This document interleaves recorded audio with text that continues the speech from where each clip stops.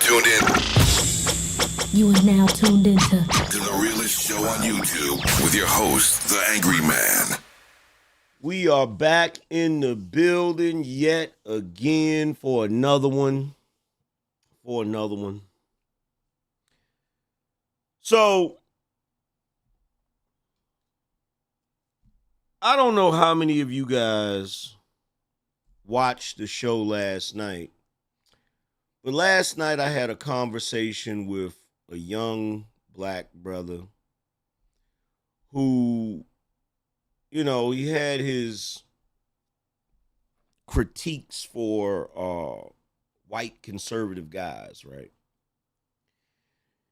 And if y'all watched that show and listened to some of the explanations that he was given as I was picking his brain while simultaneously trying to give him a little bit of wisdom, you might have noticed the what's the best word for it? You might have noticed the thought process. His thought process was really flawed. Now, the craziest thing about it is, in my opinion, I don't think he wasn't intelligent. There was something wrong, right? Now, the best way to explain this, when it comes to race, right? Black people, as I stated before, kind of lose their minds when race comes into the equation, right? Whenever somebody starts talking about race, they just lose their minds. Now, if you're not black, it's going to be difficult for you to understand what black conservatives experience when we're dealing with black folk that are more prone to have the liberal mind or more prone to believe the liberal propaganda that has been spewed on them ever since they were born, right? Some of us come out of it. Some of us will sit back and we'll look at what's being said and we'll realize it's bullshit. Usually, for us black folk, we figure it out once we grow up and we go out into the world to live our lives, and we realize that the bullshit that we were fed for the majority of our young lives doesn't benefit us, right? But some don't really make those connections. And because they don't make those connections, they continue to go through the same goofy shit that they go through. Those few of us that make those connections, it's not that we forget about racism. It's not that we forget about slavery, history, Jim Crow, all of those things. We don't forget about that stuff. We just understand that we can't use that as a roadblock or a hindrance to our current life and us moving forward. And we understand that whatever you get in this life, whatever you get in America, you best believe you're going to earn it. You feel me?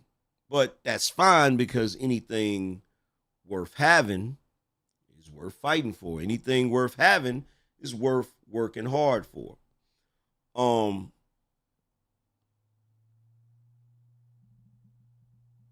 It's really disturbing to see this rot, this mental rot that's going on. Now, I'm going to give you guys the best analogy that I can give you so that those of you who are non-black can understand what us black conservatives go through. Because whether you know it or not, I have the perfect analogy. And the moment I say it, you're going to be like, holy shit. Right? You're going to be like, holy shit. You're going to be like, oh my God, that's 100% true. But today, I was out and about and I was riding around Raleigh. I was in the around the Capitol Boulevard area, right? Now, when I got my first apartment, I actually lived in these apartments in right behind this shopping center that everybody knows as Mini City, right? Now, back in the day, when I was a teenager and I was going to school here, and even when I was a young man in my early 20s and I had a place here, that area was a nice area. Like, it was a really nice area. Nowadays, it's really sad for me to ride through there and look at what it's turned into, right? It's like the ghetto now. It's like the hood now. This area that used to be like more of a middle class area, it now looks like a lower class area. It now looks like the hood, right? While Raleigh has built up other areas or whatever, right? I have no doubt in my mind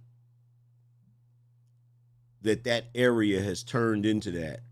I mean, it's so bad to the point where if I ride through there in my car, people look at me like they're trying to figure out who I am. You know what I'm saying? Like they're trying to figure out is that like a, you know, is that a movie star? Is that a rapper? Is that a who is that, right? Because I ain't gonna front. I was driving through one area that I used to frequent a lot.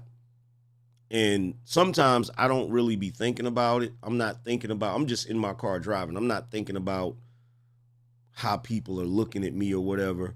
And I just happened to look over and there was some guys standing out there and they was looking at me like, you know, like I was the second coming of Jesus or something, right? And I'm looking at this area and I'm not even joking. You should have seen the looks on their faces. Like, you would think they never seen nobody doing well for themselves, right? Because when I look around at the people in these areas or whatever, and they look like they struggling, they look like they're doing bad. Now, I'm not gonna make fun of them because of that. It's really sad, but I don't know how long we've had Democratic leadership in this city, but I can tell you this, it's been long enough to fuck it up. It has been, and I have no doubt in my mind this is Democrat shit. I have absolutely no doubt in my mind this is Democrat shit. Because when I first started noticing the sort of decline in the area, around that time we had a female Democrat mayor, right? We had a female Democrat mayor. And when I go back to like 2008, something like that, I know for a fact that it wasn't a female mayor, it was a guy, white guy. I don't know if he was a Democrat or not. But I have no doubt in my mind that it's Democrat policies that has turned parts of Raleigh the way it looks. Like, this used to be a really well-kept city as far as cleanliness and cutting the grass and, you know, stuff like that. And now I look at certain areas and there's trash everywhere, and I'm just looking like, what are y'all doing, right? And people really don't understand this mentality, this mental rot, right? That the Democrats inspire. Like, I've been seeing it my whole life. And I always tried to pinpoint where does it come from? Because I can tell you right now, you go to any Democrat city in the country, and you're going to notice a drastic difference in that city than when you go to a Republican city. If you go to a Republican city where they have mostly Republican leadership, they're going to be stricter with the laws. The city's going to be cleaner. You know, there's just going to be a drastic difference, right?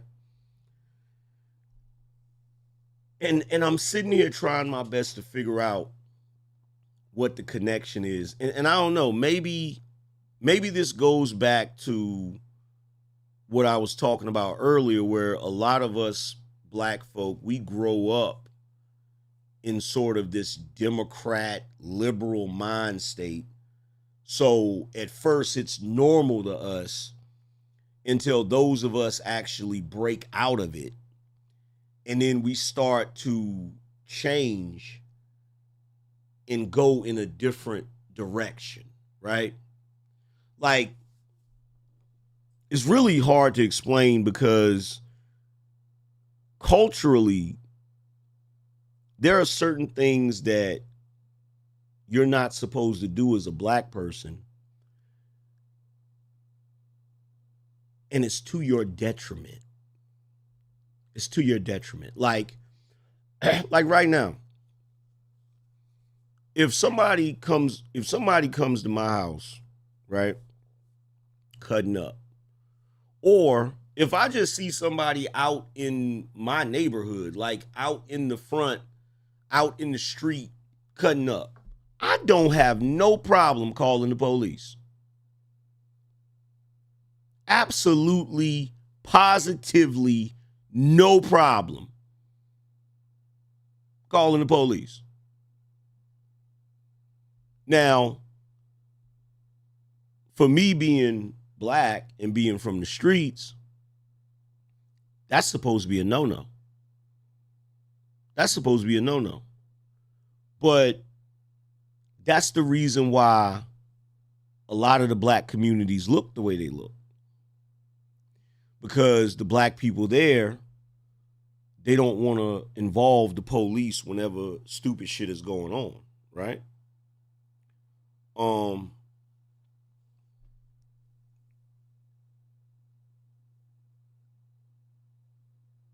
There's so many things that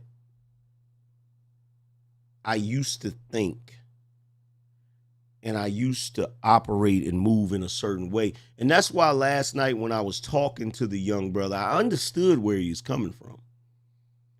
Because I used to think like that. To a degree. Not completely, not totally, but to a degree. Like I was of two minds on the subject, right? So when I was younger, there was always this internal struggle, right? There was the side of me that is black and wants to adhere to black culture and black tradition when we're talking about the negative sides of it, right? But then there's the other side of me that I still view as black, but it's more conservative, more of that old school black people. Because back in the day, you know, it's certain black people, they don't have no problem calling the police on you. They don't have no problem doing what they got to do to make sure their neighborhood is looking the way it's supposed to look.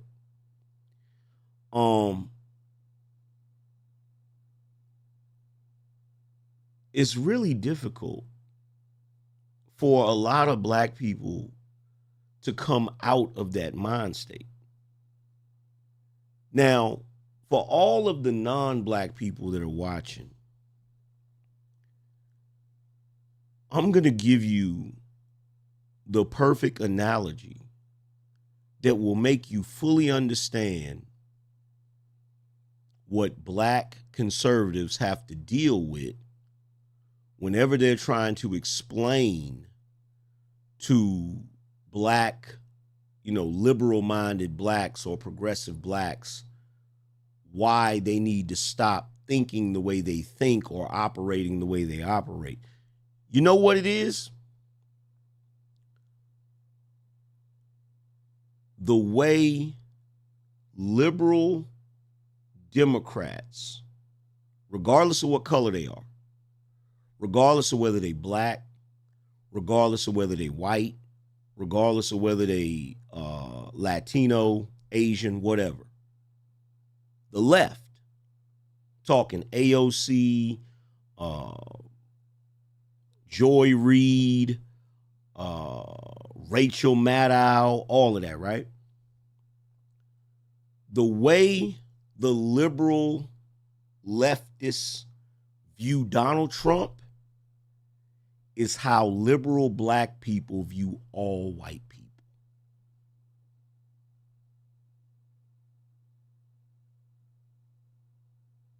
I'm going to say it again.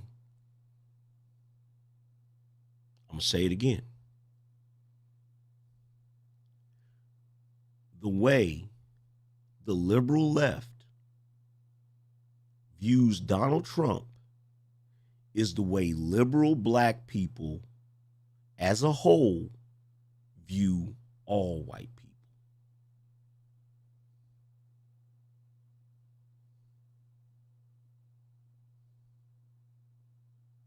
Now, with that being said, I want you to think about how the liberal left is basically hindering itself because of its Trump derangement syndrome.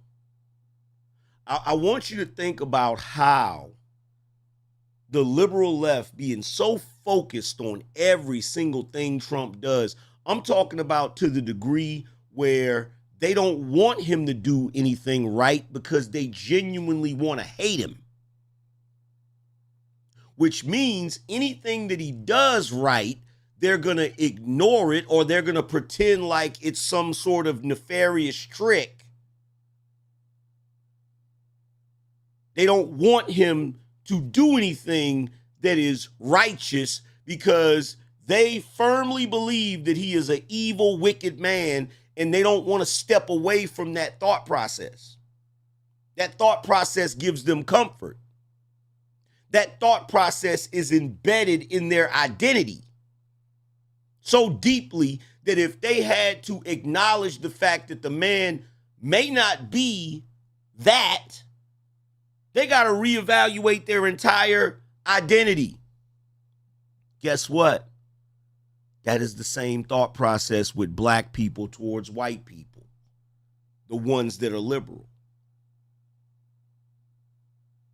Liberal black people don't want white people to be righteous.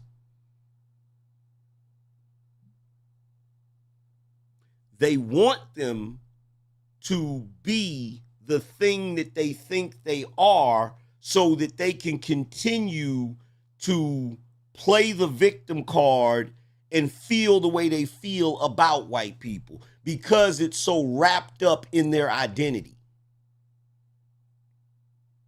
Because what's going to happen if all of a sudden, let's just say I was able to wave a magic wand and erase the thought of racism from all white people.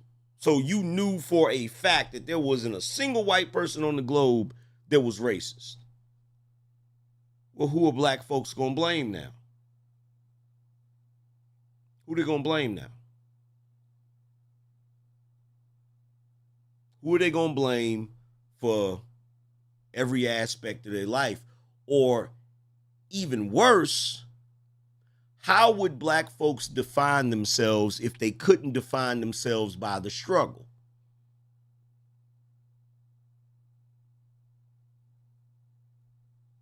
Now, a very intelligent brother here on YouTube once said that black people are the canary in the coal mine when it comes to America. He also said that when black people get a cold, white people get the flu. Right? Now, the reason why he said this is because whatever black folk experience in America, it will eventually bleed over into the white community. It's inevitable. We share, none of us are in a bubble. We all live in the same country. We all congregate together. We interact with each other. And the one thing that people refuse to acknowledge is that black and white are not two separate cultures in America. We're not. There's no such thing as black culture in America and white culture in America. There's only American culture. Especially in this day and age. There is only American culture.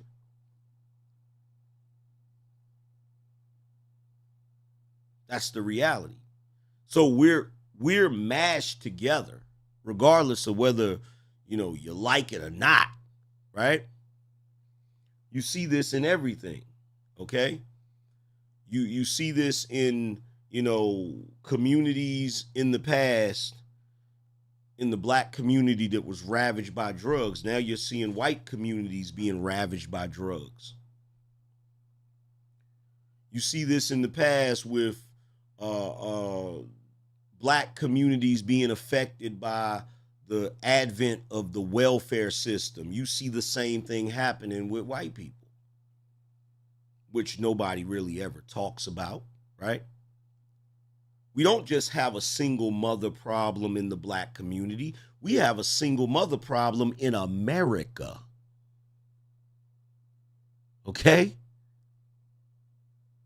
We don't just have a crisis of masculinity in the black community. We have a crisis of masculinity in America. We don't just have a problem, a crisis in femininity in the black community. We have a crisis in femininity in America.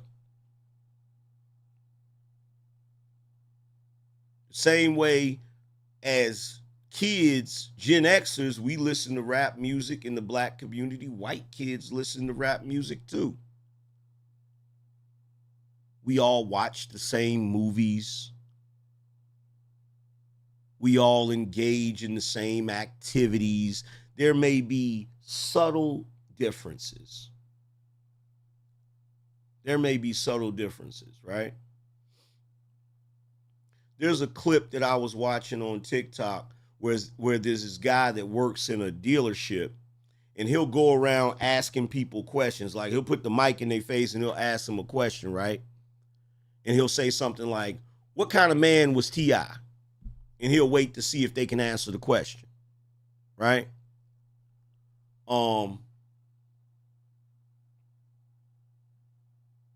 He was going around and he was asking, he said, "Who did Outkast tell they were sorry?" No, who did Outkast apologize to, right? And it's funny because he's going around and some people don't know the answer because most of the people that work there are white, right? And he goes up to this one guy that's working on the car, and you could tell that he's like typical country white boy, probably considers himself a redneck or whatever. And he put the mic up to him. He said, "Who did Outkast apologize to?" And he said, "Miss Jackson." I don't know if y'all have noticed that lately. I don't know if y'all have noticed that the white boys, like the rednecks, they know just as much about black culture as we know about their culture. You feel me? Which means what? There's very little difference in the culture. There's very little difference in the culture. Very little difference, right? We just refuse to acknowledge it. We just refuse to acknowledge it, right? But with that being said,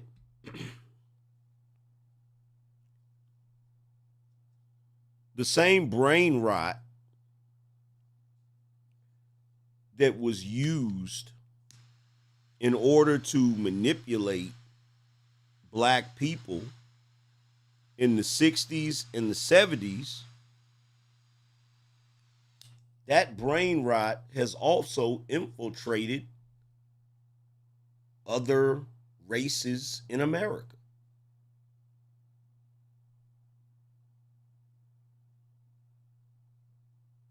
See, Brother Malcolm said the white liberal was the most dangerous of all the groups, right?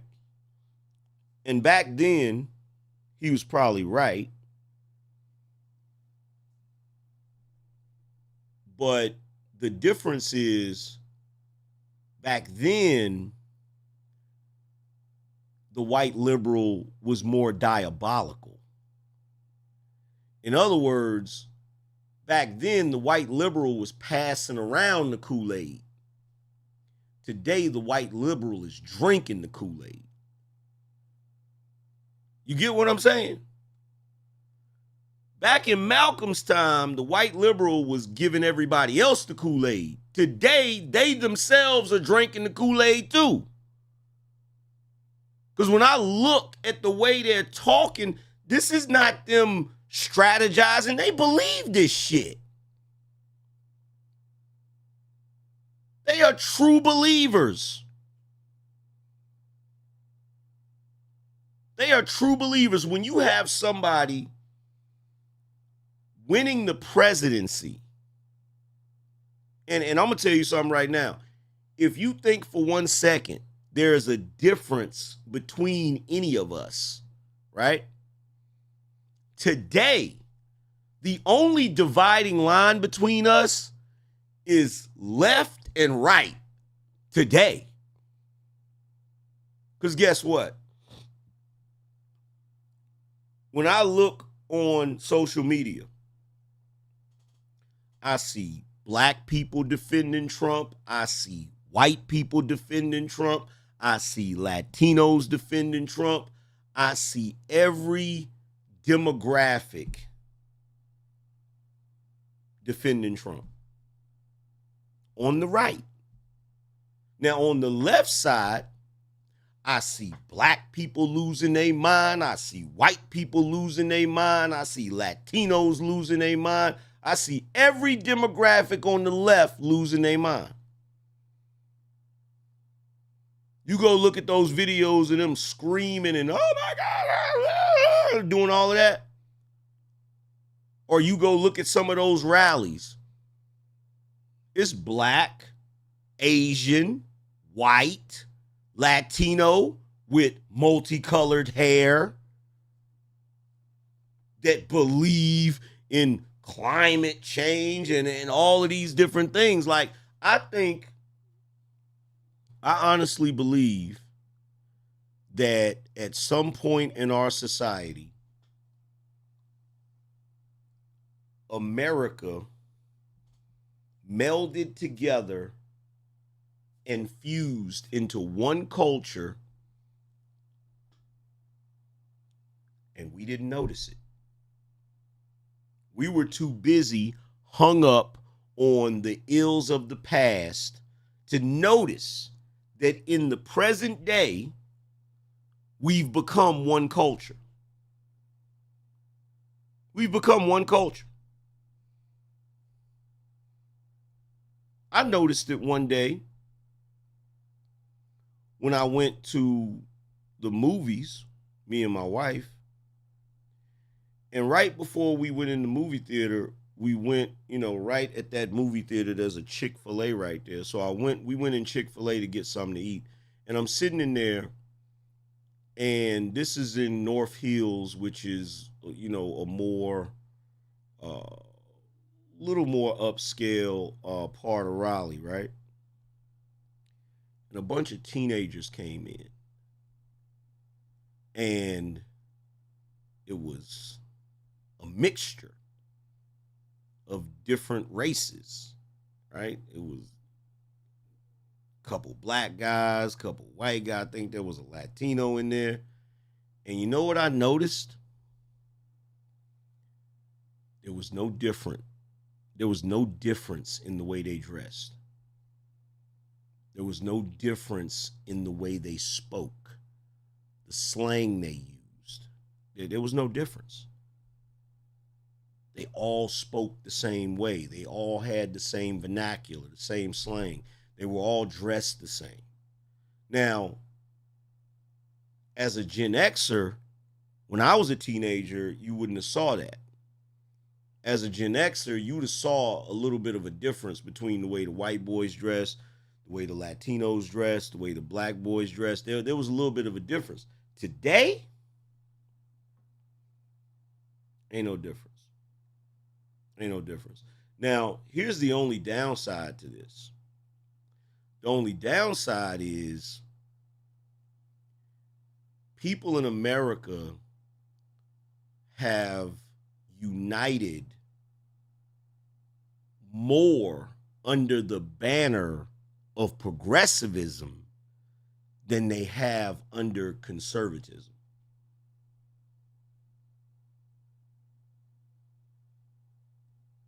I'll say that again. The problem is people have united more under the banner of progressivism than conservatism. Now, this is the reason why I believe Donald Trump is one of the greatest presidents of our time. Because since he won the 2024 election, you're starting to see more people of different races starting to unite under a more populist movement. You're starting to see more patriotism and not necessarily conservatism, because if you look at the people that are supporting Donald Trump right now, it's not just conservatives. It's not just conservatives. There of course are conservatives that are supporting Donald Trump, but there are also libertarians. There are also some Democrats there, because they've gotten so sick of what's going on with that other side. But we were really looking at a really messed up situation had things not went the way they went. Because, look, God forbid, if Donald Trump hadn't been able to pull off what he pulled off, we would be up shit creek. And if you think I'm joking, just look at what's going on right now. Look at how the Democrats are clawing. Like, the Democrats are they are scratching and clawing to try to get power back. Like, it's obvious that they've lost it. It's obvious that they've lost power.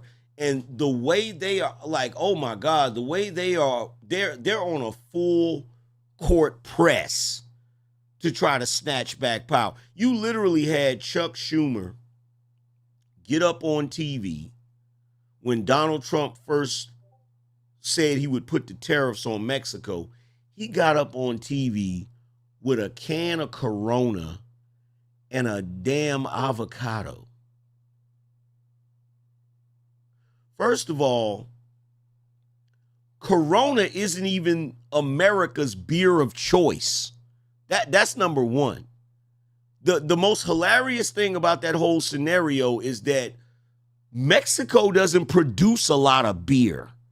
Most of the beer that Americans drink is produced right here in America. That's number one. Number two, who the hell is eating guacamole every day? So the idea then you're going to get up there and say, oh my God, if Donald Trump puts tariffs on Mexico, we're going to pay more for Coronas and more for avocados, which you use to make guacamole. Who gives a shit? Chuck? Who cares? Who cares, bro? We don't care. We don't care about Corona. You could literally take all the Coronas out of all the grocery stores, out of all the gas stations, and nobody would give a shit. Nobody would care.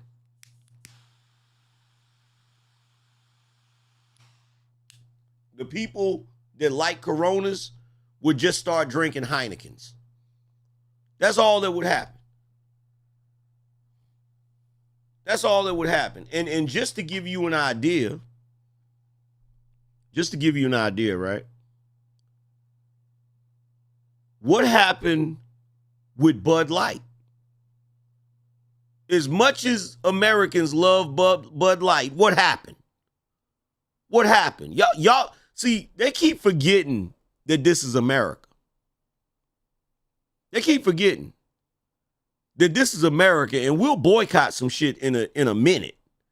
We'll boycott some shit in the New York minute. So guess what? If Mexico hadn't caved, right? If Mexico hadn't caved and they decided to raise the prices of avocados and raise the prices of Coronas, we wouldn't have gave a shit. We wouldn't have cared. And look, I got news for the Democrats, right?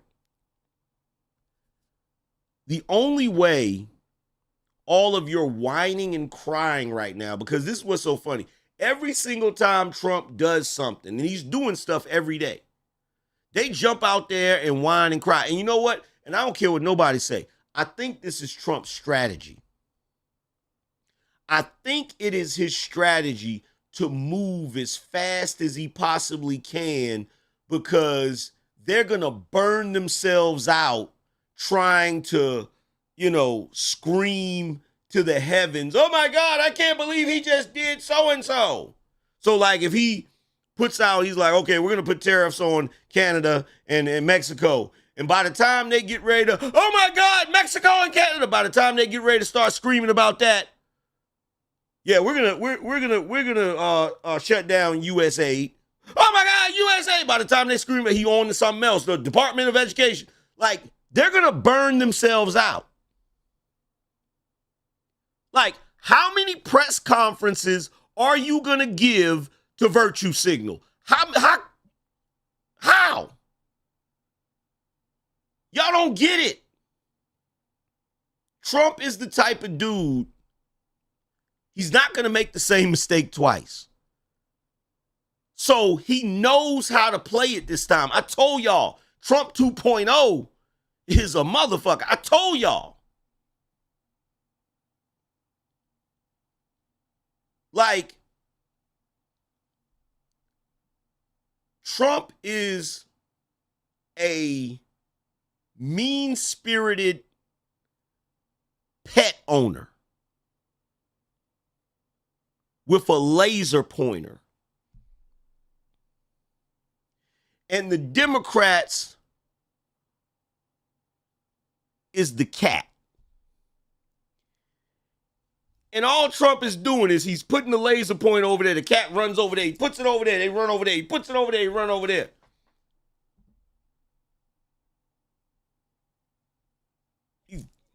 Cat is like, y'all are not going to be able to stop this man. You're not going to be able to do it. And this is what makes it worse. This is what makes it worse. What makes it even worse is you have no idea how guilty you are making yourselves look. You have no idea. And I'm going to tell you why. You're making yourself look extremely guilty.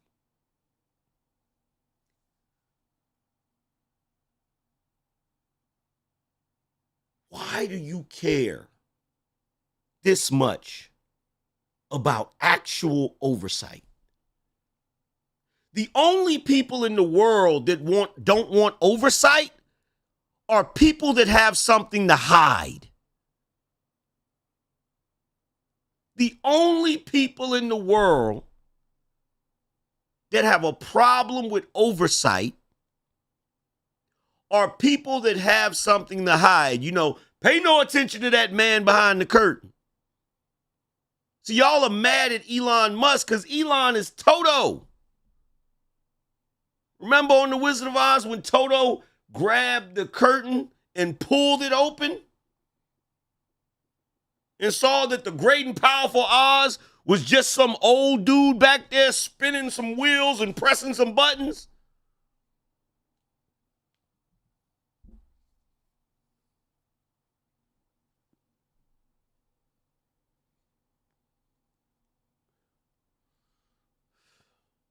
And I'm going to tell you something right now, to go back to what I was saying about the young brother. And what I was saying about the young brother and Waka Flocka. Black people can't shame me today. I don't know. Maybe it's just the evolution of the angry man. Y'all can't shame me today. I done seen too much at this point, especially over these past 4 years. I done seen too much. Too much. There's no way on God's green earth that you will ever be able to get me back on the Democratic liberal train. There's no way you'd be able to do it. I don't care what kind of crazy story you come up with. Like, because now, you know what they're trying to do? You got regular everyday people running around talking about some Donald Trump is doing all of this because he wants to be a dictator.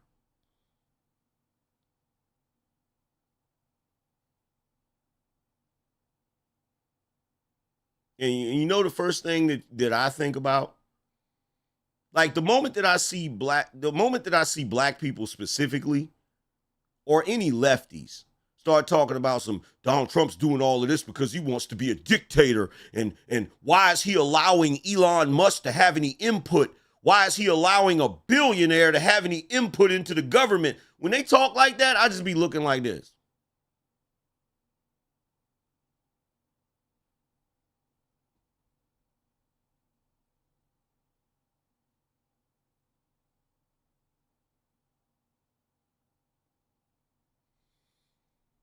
So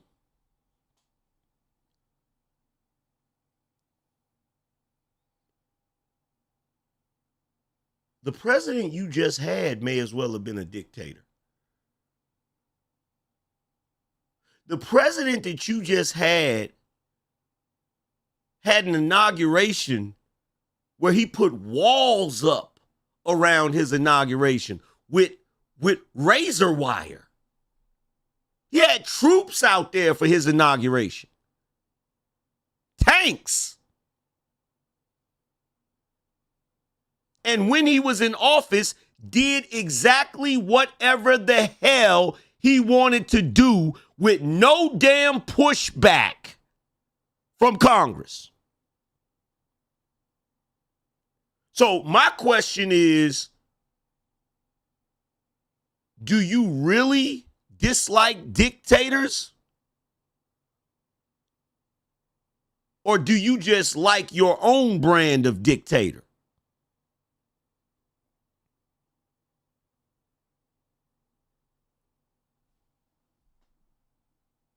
And to even fix your mouth to say, well, a billionaire shouldn't have any input into what the government does. Cue Bill Gates on the damn news talking about Doge and what Doge should and shouldn't be doing. Cue Bill Gates during the pandemic sitting his ass up there talking about what we should and shouldn't be doing.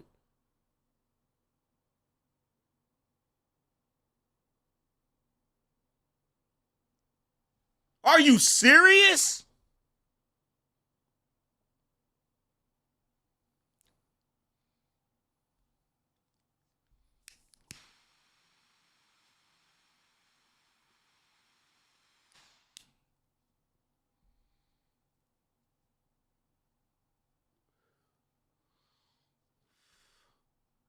And you know what's so funny about all of this?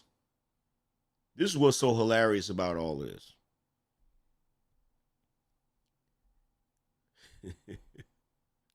And I gotta say it. You know what the Democrats are starting to look like when they get out here and talk shit? Like every time Elon Musk does something that Trump told him to do, or Trump does something and the Democrats run out here, have you noticed something? Have you noticed something different? Has anybody noticed something different about this presidency? Press 1 if y'all want to know what's different. Press 1 if y'all want to know what's different.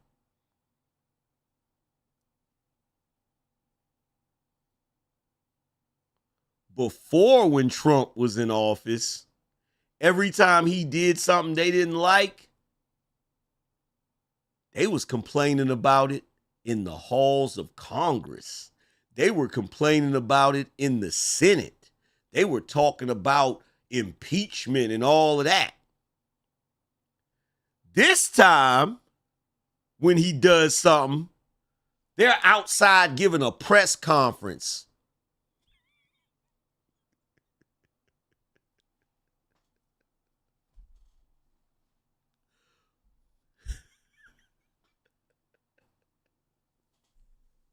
Y'all didn't notice that, did you?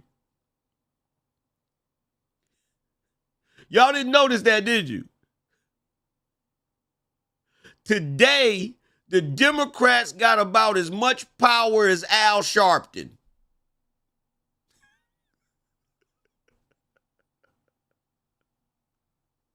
So now whenever Trump does something, instead of them in Congress having meetings about what they're going to do, and we're going to do this, and we're not going to let him, we're not going to allow him. Now when he does stuff, they're outside with a crowd talking about some, we're not going to stand for this.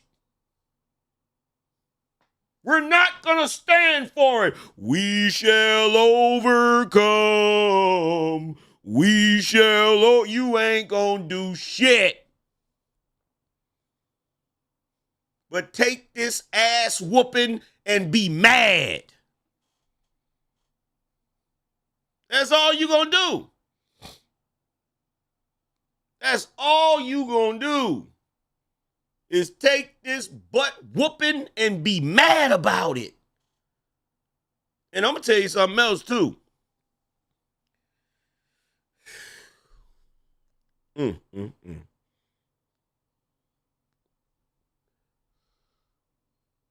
America, y'all need to get ready.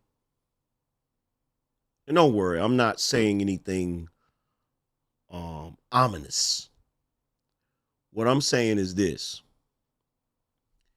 In the future, there's going to be a lot of money in mental health. There's going to be a lot of money in mental health in the future. There's going to be a lot of money in psychology, therapy, all of those different things. Because what do you think the ramifications of the media gaslighting the public to this degree is going to be?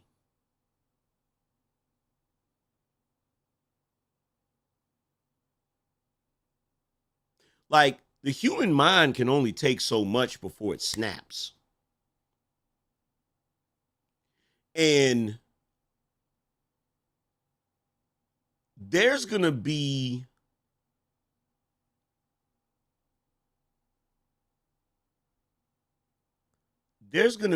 a need for mental health programs and some more shit for these people that they are trying. Because look, here's the thing you got to realize about them, and this is something they understand. And this is what the American people need to really understand, right?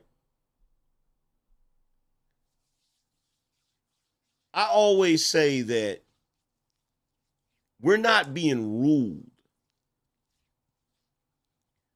We are being governed, but we are only being governed through our consent. Those individuals in Congress, you know, the mayors, the governors, they are only governing through our consent. Now, whenever I say that, people always say, "Oh, come on, angry man, that ain't true. That ain't true. The people don't have no power." Well, ask yourself this question. Ask yourself this question. Look at how much Trump is able to do as a president who won not only the Electoral College, but the popular vote. Look at how much Trump is able to do with the approval rating that he has right now compared to before. Don't you see it? The reason why the Democrats were able to come at Trump the way they came at him the first time is because they had more of the support of the people. They're not able to come at him the same way this time because they don't have the same support of the people. That right there lets you know how much power the people have. If you notice, whenever they want to prosecute somebody or give somebody some time for something, you know what the first thing they do? The first thing they do is they put stories out about them. They put documentaries out about them, because the first thing they want you to do is they want to convict this person in the court of public opinion. Once they've thoroughly convicted the person in the court of public opinion, then they can convict them in the court and toss the key away and nobody cares. Like, the people in America don't really realize how much power they have. They really don't realize how much power they have.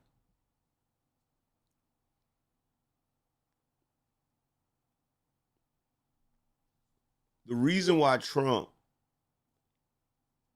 is going to be able to do a lot of things this go around is because he has the consent of the people. He has the support of the people.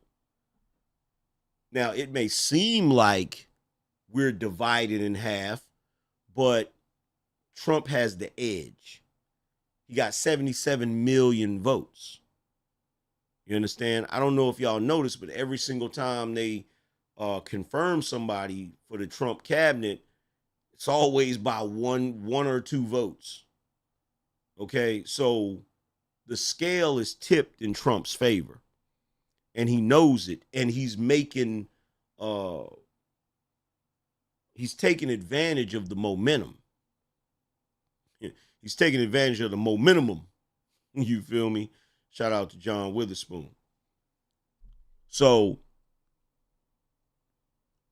and here's the other thing. Let me say this to the Democrats, right? Let me say this to the Democrats. The problem with your strategy is you suffer from, I don't know if there's a clinical term for it, but you ever see somebody that lies so much that they begin to believe their own lies? You ever see somebody like that? Like, they lie so much that they start to believe their own damn lies, right? You've been lying so much about America's condition for the past 4 years that you think Americans really did enjoy prosperity under Joe Biden.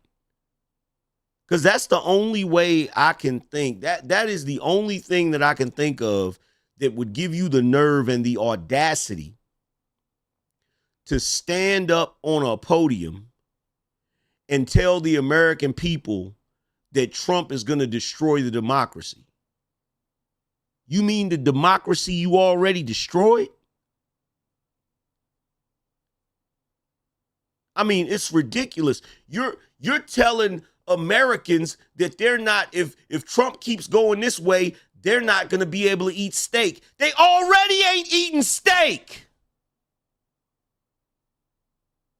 This is why all that bullshit y'all sit up there and say doesn't work.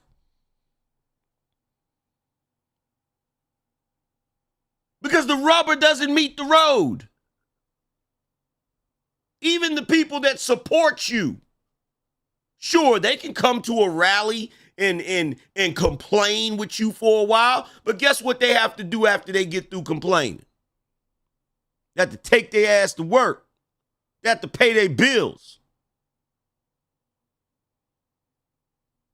They have to buy groceries. And guess what's going to happen? Because they complaining now because you've charged them up, and you want them to believe that Trump can perform a miracle by making the grocery prices immediately go down. So since the grocery prices haven't immediately went down, you're like, well, Trump's in office now. Why haven't the grocery prices went down? Like, you're only going to be able to do that for so long. Because sooner or later, they're going to go down. The Department of Government Efficiency has already saved $1 trillion just by cutting a bunch of that bullshit. See, the thing you're worried about most is that if Trump and Elon Musk are able to streamline our government the way Elon streamlined Twitter, you are terrified at the results. You are terrified at what's going to happen when the American public see that the government can run much better as a smaller, faster, leaner government. That's what you're worried about.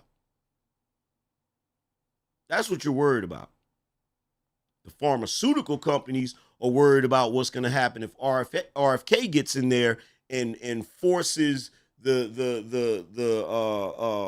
products that we have in this country to have less chemicals in it.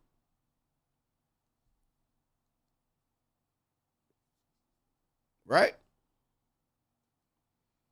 Because if the products that we eat have less chemicals in it, you're going to have less chronic disease.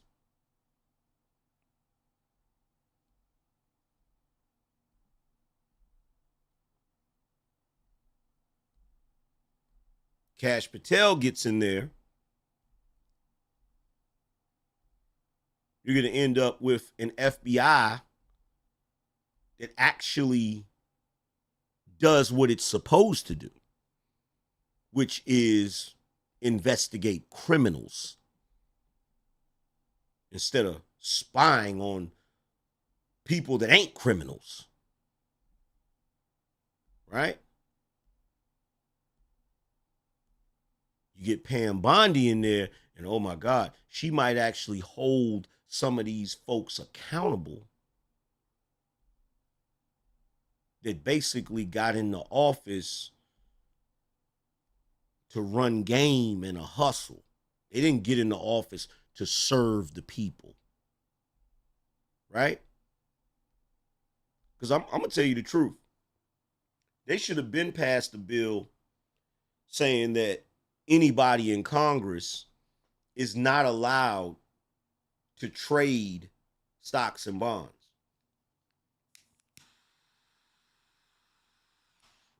And even after they get out of Congress, there needs to be a cool-off period, certain amount of years that they still can't trade.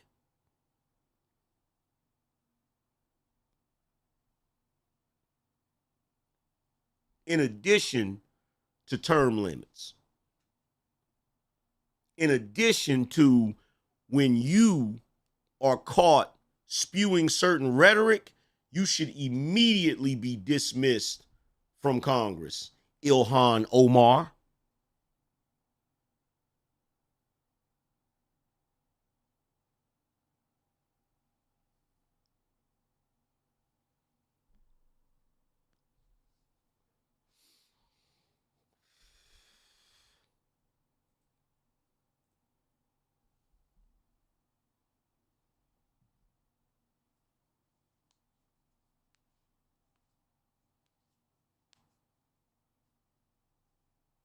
Oh, AOC definitely needs to be kicked out of there.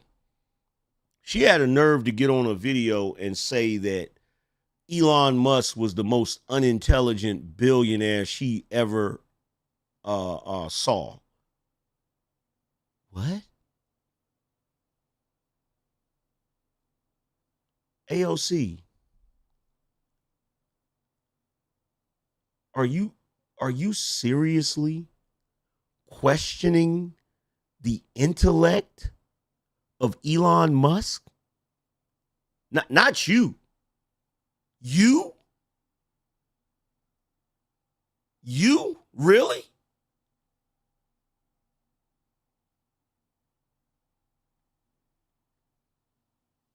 Bro, I'm flabbergasted. I'm shocked. I'm shocked. Cuz we've heard you talk. We've heard you speak. And the fact that you're look, let me say this. Let me say this. Cuz I think they have a bill that they want to pass that in order to vote in this country, you have to prove that you're a U.S. citizen. I will be glad when they do that because that will mean that every state will require you to show your ID. Because here's the thing that I noticed that's really interesting. And y'all can make your assessments about it. You can make your own assumptions about it. What I notice is that the states that have the same people getting elected in the Congress that seem to be incompetent, seem to not know what they're doing, it's always states that doesn't require ID for voting. You know, AOC, she's up there in New York. You know, Maxine Waters and Pelosi and all of them, they're out there in California. And you know, you don't have to have an ID in California or New York to vote.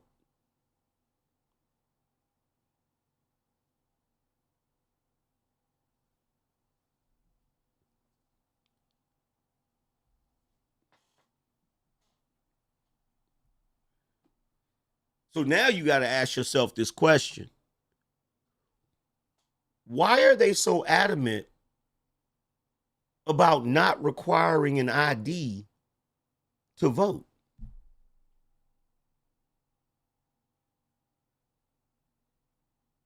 Why are they so adamant about that? Hmm?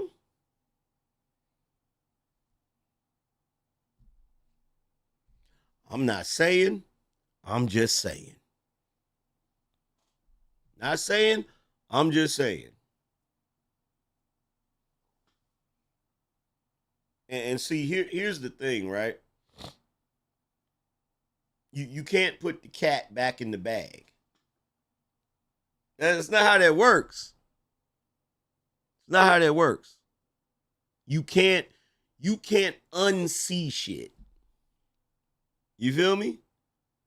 And the political landscape over the past few years, the American public has seen too much shit.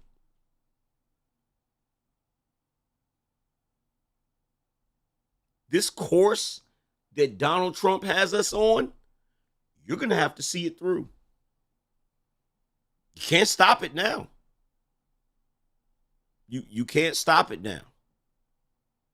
Because the same old stuff that you used to do doesn't work anymore.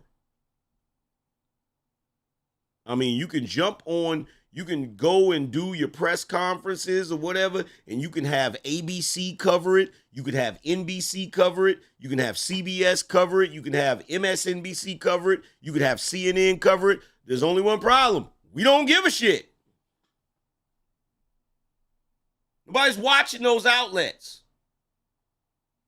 And those outlets are taking major L's left and right. And by the way, Abby Phillip, I cannot wait. I cannot wait until it's your turn. I'm so sick of that condescending fill in the blank.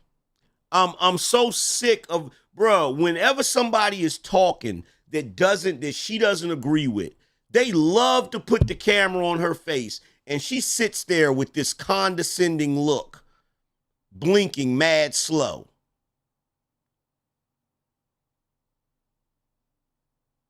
Like, I swear to God, I get so sick of seeing her face. I swear to you. Almost as bad as like, I think you know what's crazy? I think I dislike her more than Joy Reid. Now, don't get me wrong. I don't like Joy Reid, but Joy Reid's crap is just, it's in your face or whatever. Abby Phillip is more subtle. She hides behind, you know what it is? You know what it is? It's smarm. That's what it is. She has a smarmy attitude. Do y'all know what smarm is?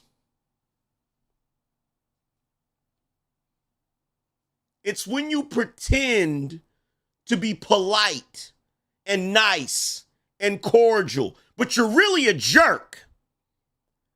That's what it is. It's smarm. She's a smarmy little prick.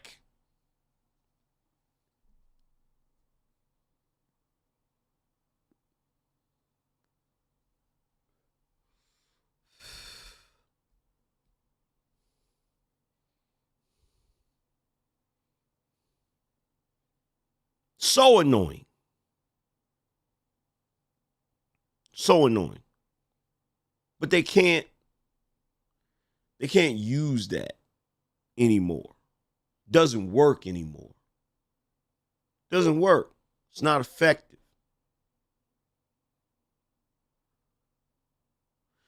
AM, what did 60 Minutes do to get the FCC on their butts? Well, basically what they did is when you're a network like CBS, NBC, ABC, and you're not a cable network, right?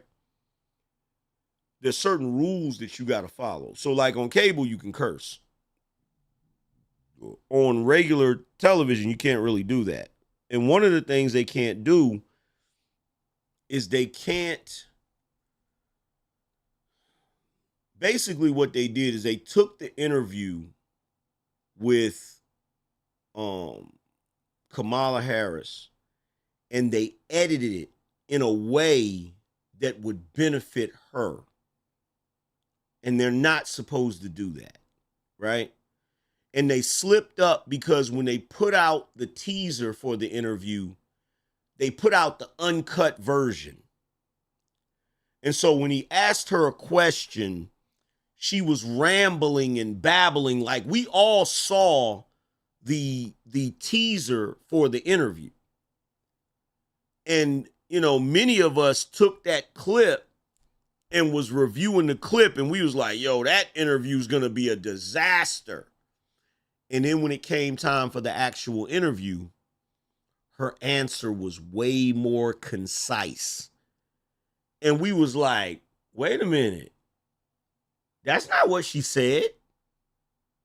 So basically, you got to realize when it comes to journalism, journalists are supposed to be non-biased. They're not supposed to be partisan. They're supposed to report the news. They're not supposed to be taking sides and doing things like that. Like, that actually goes against the FCC by them doing that, by them changing the footage or whatever, and Trump sued him. So because Trump sued him, they're going to have to release the transcript or the footage, the original footage. You feel what I'm saying? And they're going to end up settling the same way that, what was it, ABC? Same way ABC did. They're going to end up settling. They're going to end up settling because they're guilty. They actually did it. We all saw it. Everybody saw it. Everybody saw it.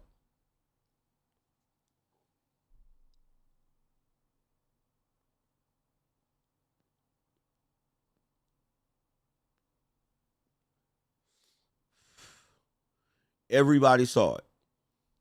So there's really nothing that they can do about that. They're in bad shape when it comes to that. You feel me? They're in bad shape. Yeah, their credibility is gone. Their credibility. Look, the only way they would ever get credibility back, and this is me being generous. Because let's just be real. Legacy media was already on its last leg. You know, social media is way more effective at spreading news. I mean, let's just be real. We don't live in the television age anymore. We don't live in the age where you go in somebody's house and they got one TV in the living room. You know what I'm saying? And everybody crowds around that TV to watch, the honeymooners. You know what I'm saying? Or it's not like when my father was a kid, when there's one TV in the living room and all of the kids is surrounding the TV to watch Howdy Doody or the Lone Ranger. You feel what I'm saying? Or Abbott and Costello. Like, we don't live in that age anymore. We live in an on-demand age. We don't live in an age where people read the newspaper or they want to sit down and watch the 6 o'clock news. No, we live in a day and age where the news is available at your fingertips at any given time. And so now, as my economics teacher used to say, the best thing for any market is competition. Okay? Whenever you have competition in a market, you get a better product. When you have a monopoly, you get a horrible product. And so back in the day, when we didn't have the internet and you had three major networks, ABC, NBC, and CBS, and that's where you got your news from, you got a horrible product. Because there was very little competition. Nowadays, look at how many people are covering the news just on YouTube alone. You feel me?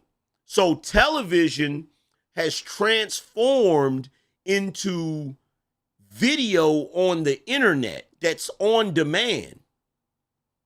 And the newspaper has transformed into digital print on the internet on demand.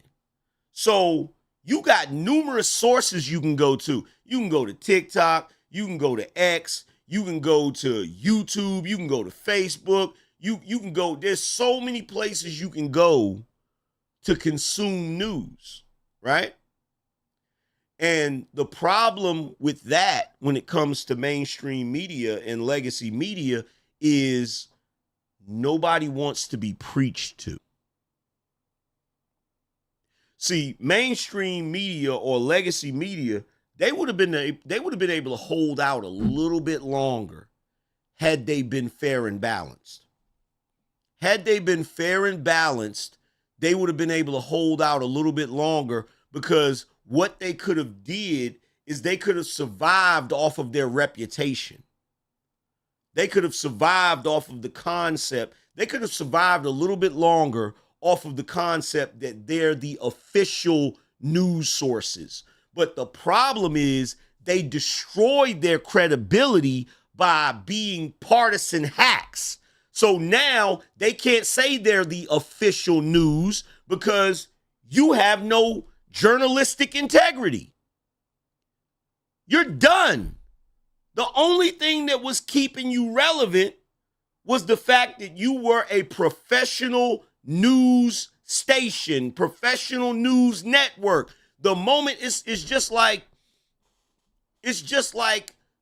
a prestigious newspaper turning into the National Enquirer.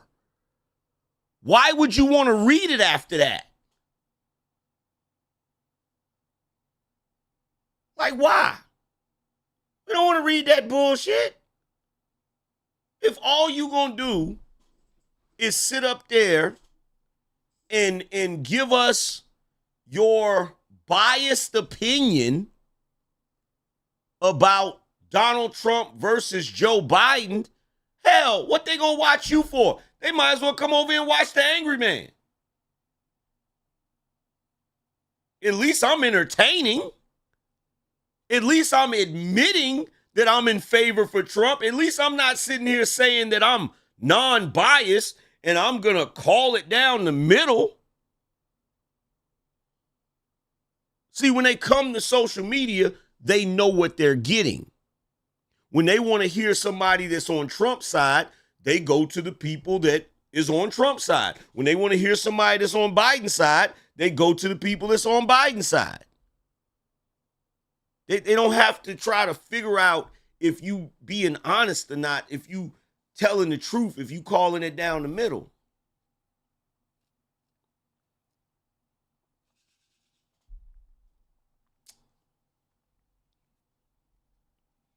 So they destroyed their own credibility.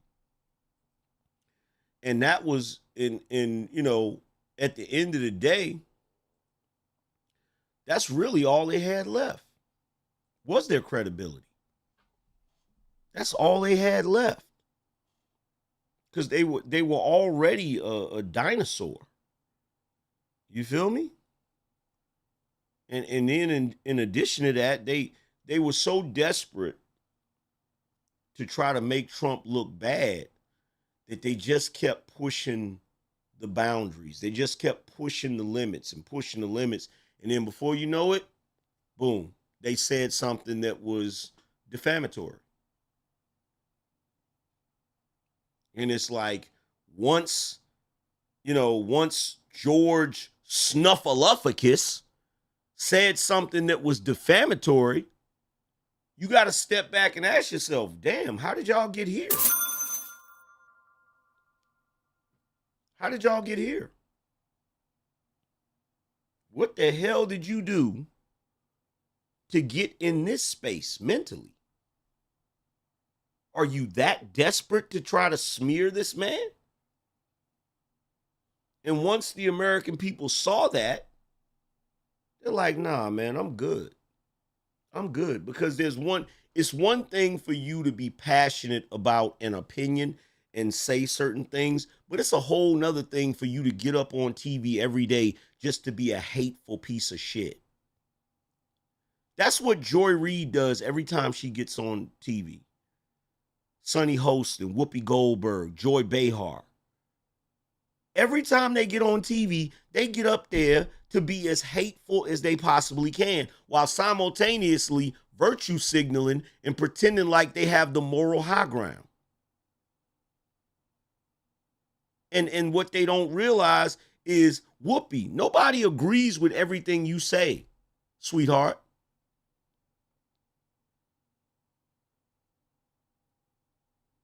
Nobody agrees. Sonny Hostin, you keep sitting up there virtue signaling about what black people go through. You're not even black, sweetheart. Or did you forget that you sat up there and told us what your lineage was? You're not black. So spare us the virtue signaling about blackness. You're not black.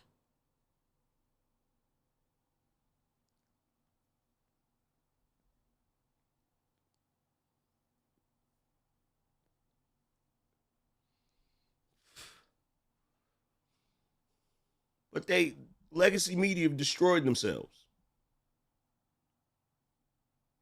And see, when you look at the lefties, when you look at all of the lefties, right? What you got to understand about the lefties is a lot of them operate in chaos anyway. Because you got to ask yourself, why are their ratings plummeting when you still got all of these people out here that seem to hate Donald Trump? I'll tell you why. Because even the people that don't like Donald Trump don't want to watch them. Because they've become an echo chamber. Now, if you're sitting there, if you can't stand Donald Trump, why are you going to go watch a channel with people constantly saying they can't stand Donald Trump? That becomes monotonous and repetitive, especially when you're operating in that type of energy. When you're operating in that type of chaos energy, you don't want to look at people that agree with you. You want to look at people that disagree with you.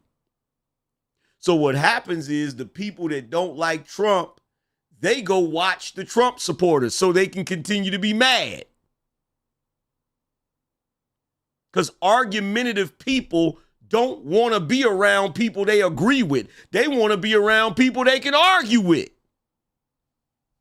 So it's like a catch-22.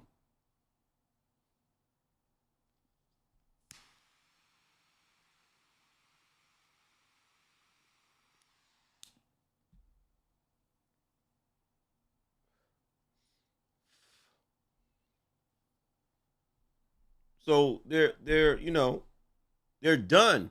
And because the legacy media is done, the Democrats are done. Because that's their strength. That is their strength. You hear me? That's their strength. The reason why the Democrats have been dominating for so long is because they've had the media on a leash.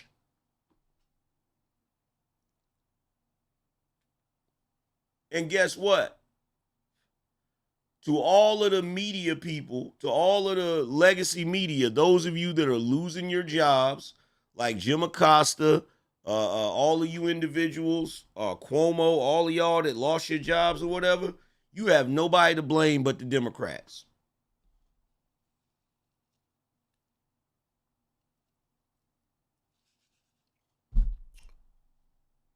They ran you into the ground. They ran you into the ground. You ever see one of them old westerns where a dude is riding a horse? You can't just keep riding a horse. Eventually you got to stop.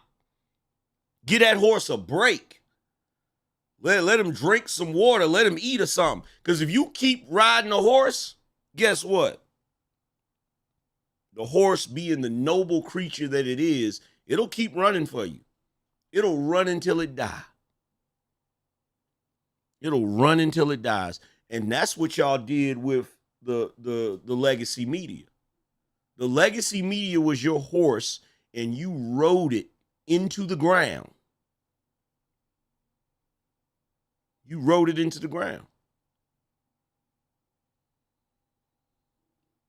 You didn't give it a break.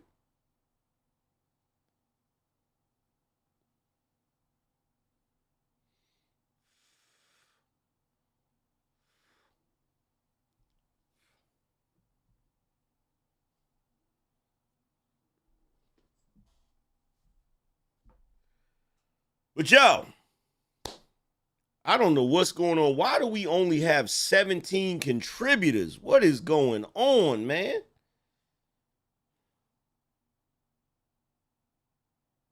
Let's see. We got Mogul Maze. Shout out to Mogul Maze. We got JLJ504HD. Says salute. And we got a bunch of, oh my God, look at this.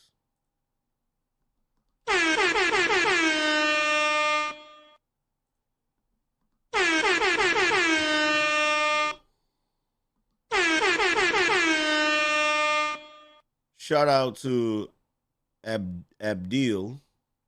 President Trump in 2025 is 50 Cent in 2003. Whenever I see Democrats, I see Ja Rule. Shout out to Various. He said, man, F these Demis. I'm scared of everything but these Demis. Lil Wayne voice. Shout out to Aaron. He said, well, appreciate you, Aaron. What is going on with the support? Shout out to Digital Dads coming through. Appreciate you, bro.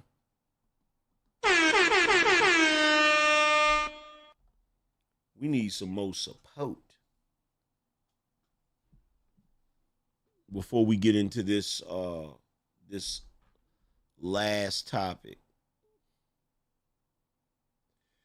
Shout out to Jerome. He said for the shoe. That's another thing, y'all. I'm evolving. Look, I don't even be wearing Jordans like that no more. Y'all know what that is? Does anybody know what kind of shoe that is? I don't even be wearing Jordans like that.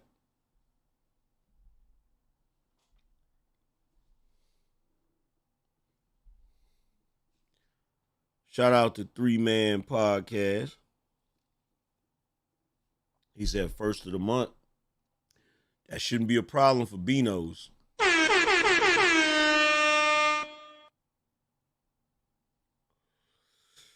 Bam Bam said, what are those? Put us on. Jerome said British Nikes. Hell no. They're on clouds. These are on clouds.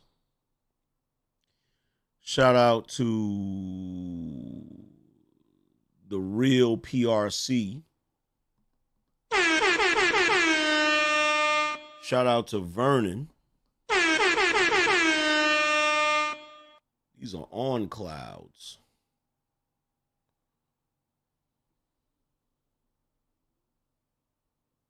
Shout out to Key since 86. He says supporting the shoe.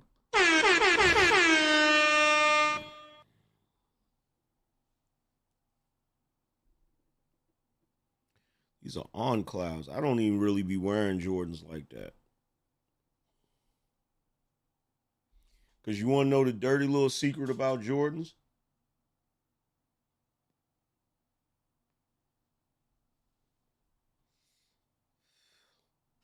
Press 1 if you want to know what the dirty little secret is about Jordans.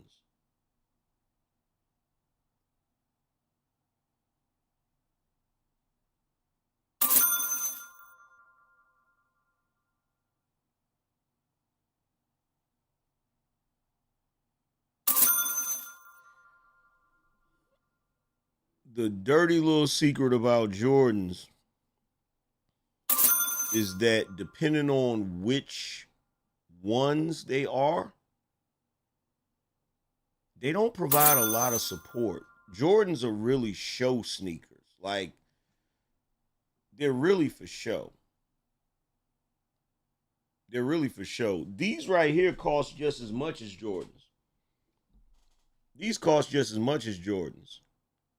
But they are way more, they're way more supportive. They're lighter on your feet. And let's be real, like, look, and I'm just saying this for, y'all young dudes can do whatever y'all want. But when you get older, you know what I'm saying? You try to wear shoes that's gonna have more support and have less impact on your joints and shit. You know what I'm saying?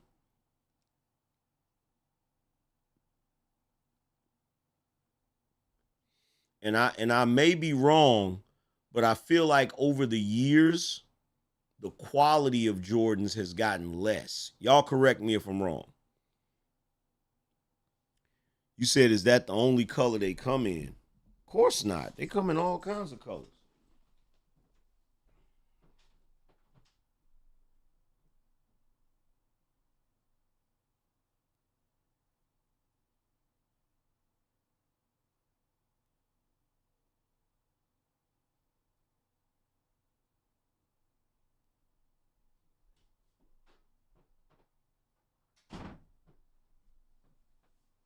I got these too.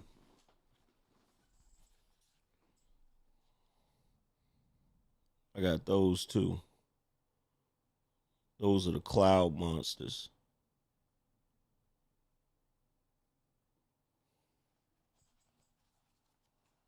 So no, they come in other colors or whatever, but they're not. If you're looking for a flashy sneaker, they're not flashy. They're more conservative.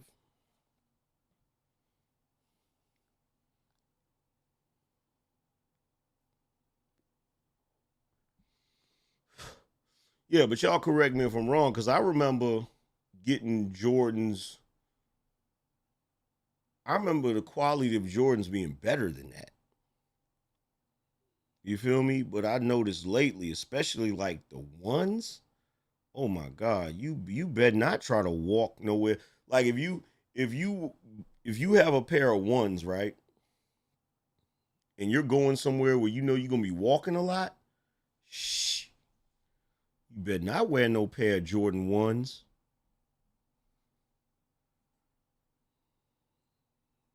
You better not wear no pair of Jordan ones. Your damn feet gonna be hurting.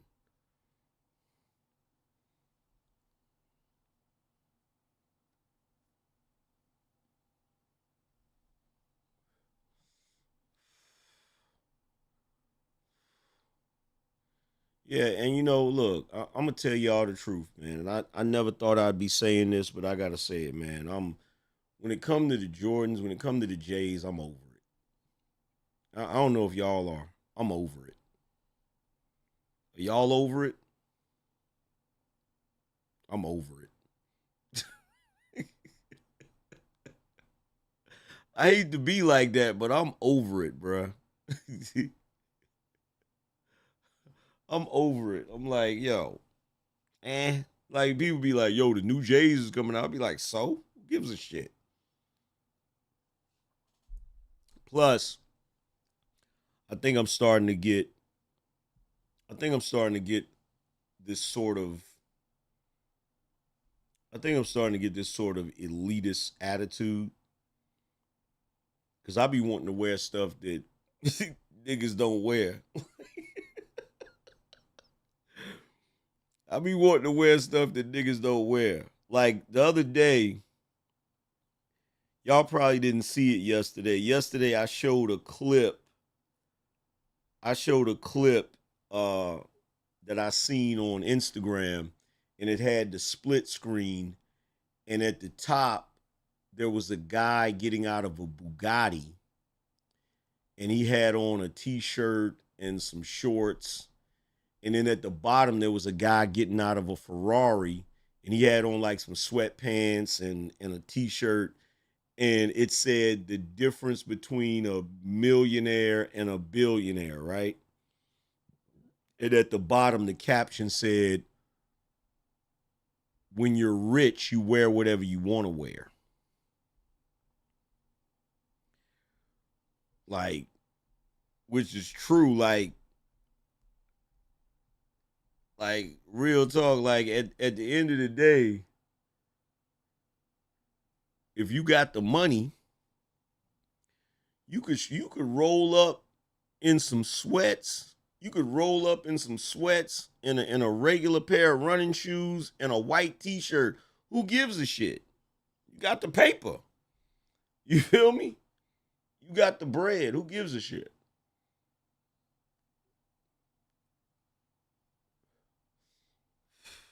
Who gives a shit what you wear? If you want to wear something flashy or expensive, cool.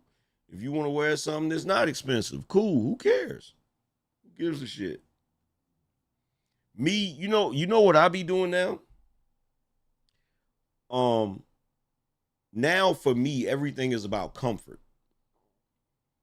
I want to be comfortable.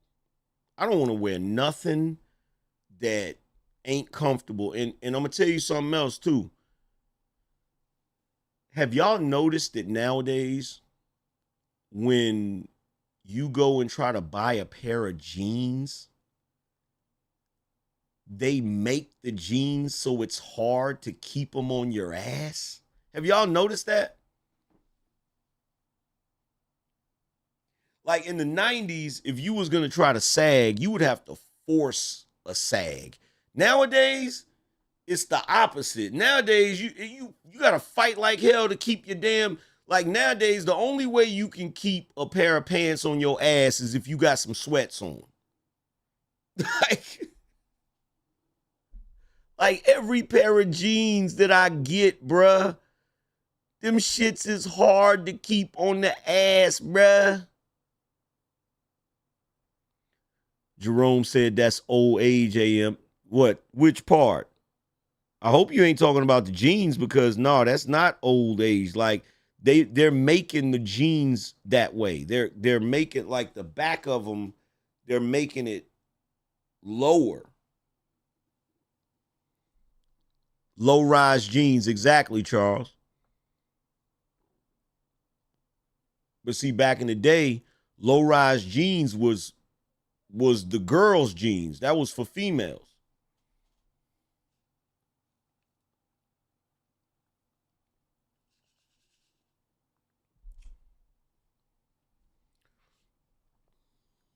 Three-man podcast that AM got no hips. I'm not supposed to have hips. What are we talking about? I'm not supposed to have hips. Hold on, let me give some of y'all. Hey, anybody that supported the show today, press a 1 in the chat. If you hit the Cash App today, if you supported the show today, press a 1 in the chat.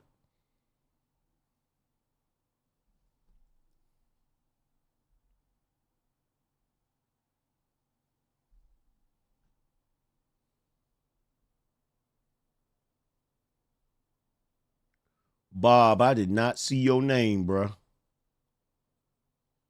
I did not see your name, Bob, unless you used a different name. If you used a different name, hey, look. If you used a different name, you better put the name you used up there, because if I don't recognize your name, I'm not, look.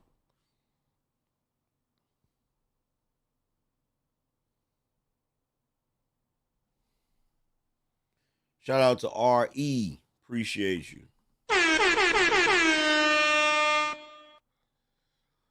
Shout out to the Danger Room podcast hosted by Beastly Nerd. He said, you know, ish is turning around when you hear allegedly that Kevin Feige is talking about bringing back Jonathan Majors back to the MCU.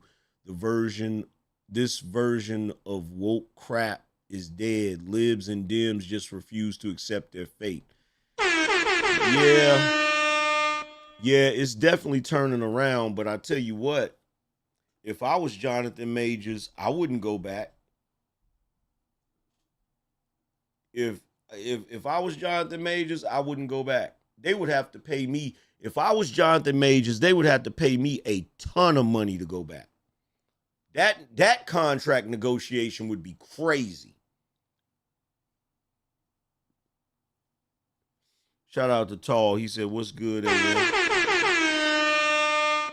That contract negotiation would be crazy.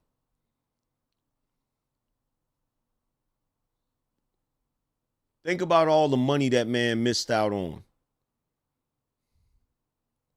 Shout out to Dreamin' Jay. He said for the content. Think about all the money that man missed out on.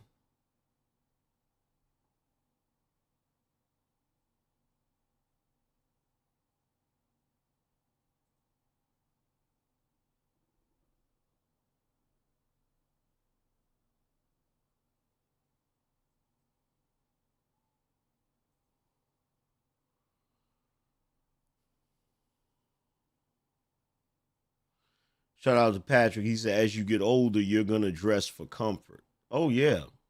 Oh, definitely. Definitely. Definitely. Shout out to Abigail. What's going on? But that's what I be. Look, niggas be trying to get mad at me talking about some angry man. All you be wearing is hoodies and sweats. You trying to dress like a teenager. No, I'm trying to dress like somebody that wants to be comfortable, nigga. Like, what are we talking about? I'm trying to dress like somebody that wants to be comfortable. You feel me?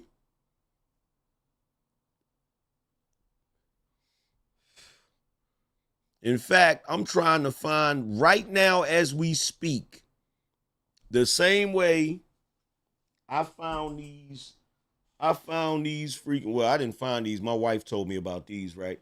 But the same way I got these mad comfortable shoes, I'm trying to find the Lululemon version of sweatpants, nigga. Like, I'm trying to find a company that has the most comfortable sweatpants on the planet. You hear me? That's what I'm trying. The moment I find a company that has the best sweatpants, you feel me? They're going to get a ton of money from me, bro.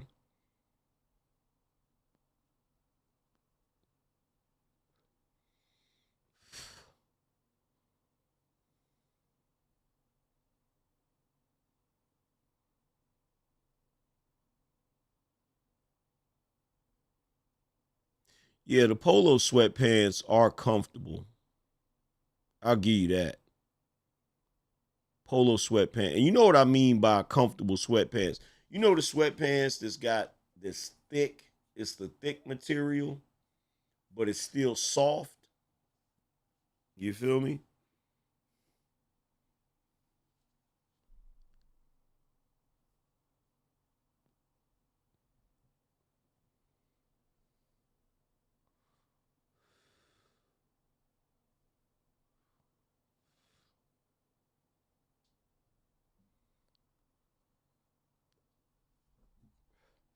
Yo, shout out to Jeffrey. So we're gonna get to this new topic. Shout out to Jay. We're gonna get to this main topic. Um, and by the way, if you just coming in here, we need some more supporters. Usually we have more supporters than this. Um, Make sure you support the show. You can do so by hitting the Cash App. We need another sponsor. That's what we need. If we can get another sponsor, we'll be straight. We need another sponsor.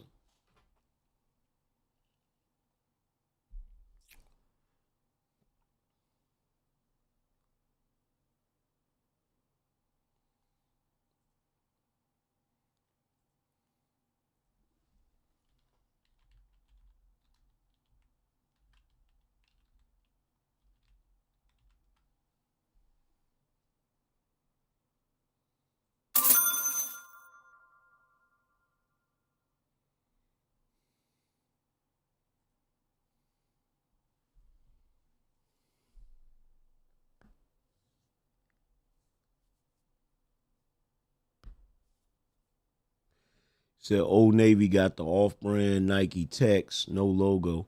Well, yeah, I don't give a damn about the logo, the brand, and none of that. I just care about the comfort. That's all I care about. Tall said, I hate that Lululemon discontinued the Kung Fu sweatpants. I still look for them on consignment apps. I got 4 pair. Oh shit, I didn't even know Lululemon had sweatpants. Chat. I didn't even know Lululemon had sweatpants. That's crazy.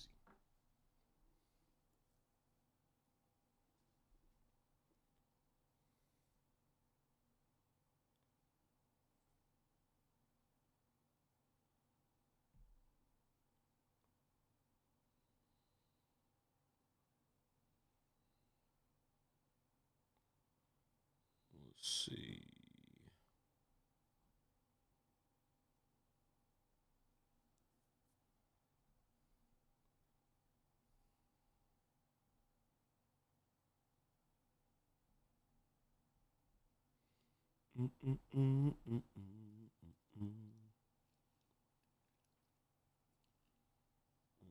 mm,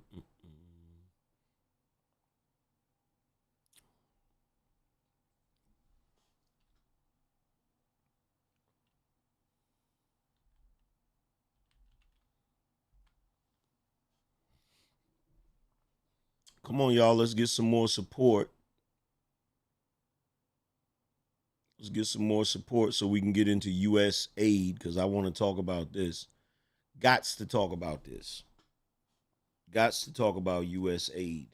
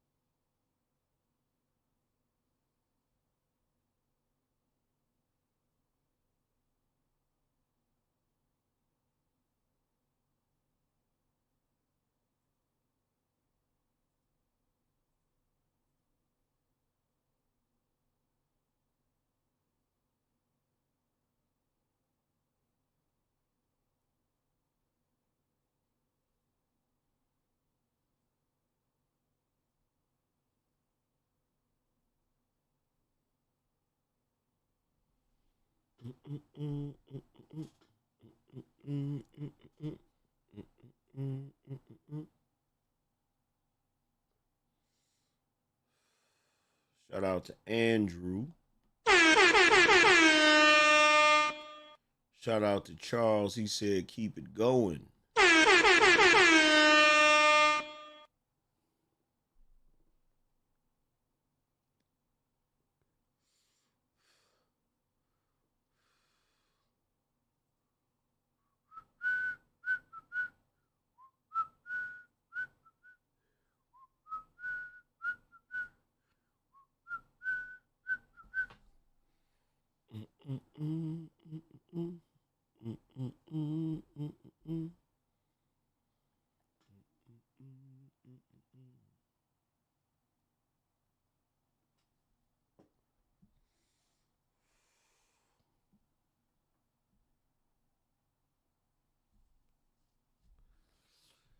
Shout out to the Diz.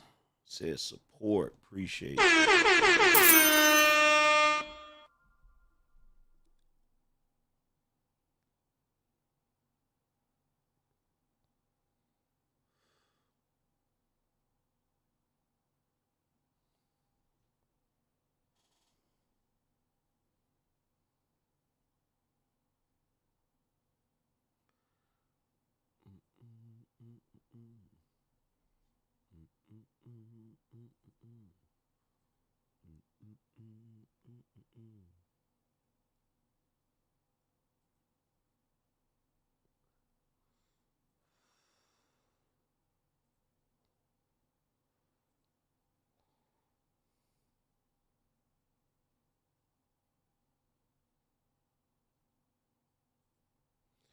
Shout out to Delin. I think that's how you pronounce that. Appreciate you.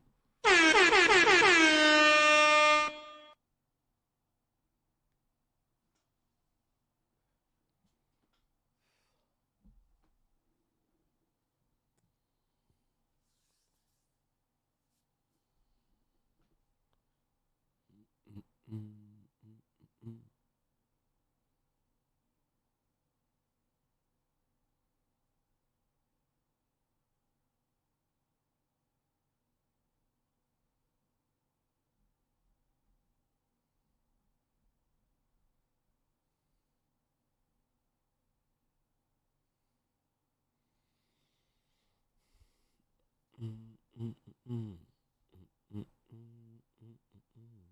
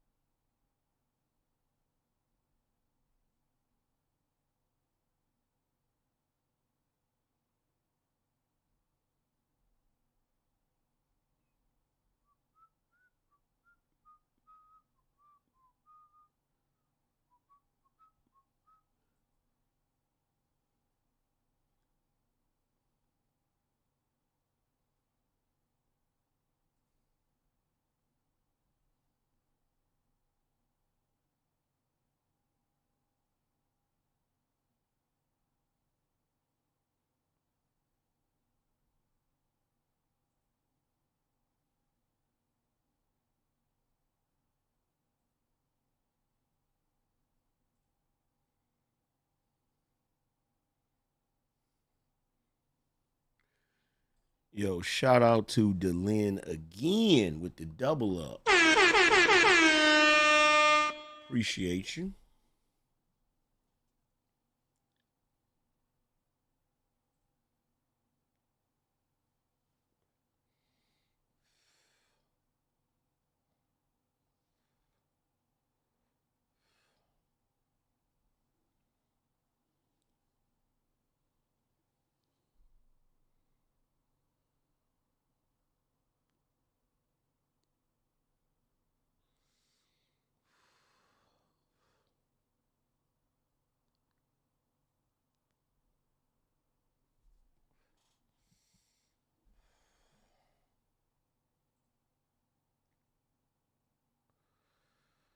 All right, let's get to this. Let's get to this final topic. So, I'm pretty sure you guys heard about Elon Musk going in at the behest of President Trump to take a look at USAID to try to see if they could salvage or if they could basically figure out where the money is going with USAID. And basically, when Elon got in there, he noticed that it was just a hodgepodge of ridiculous spending. He said there was nothing that could really be salvaged, um, where that particular organization just basically needed to be,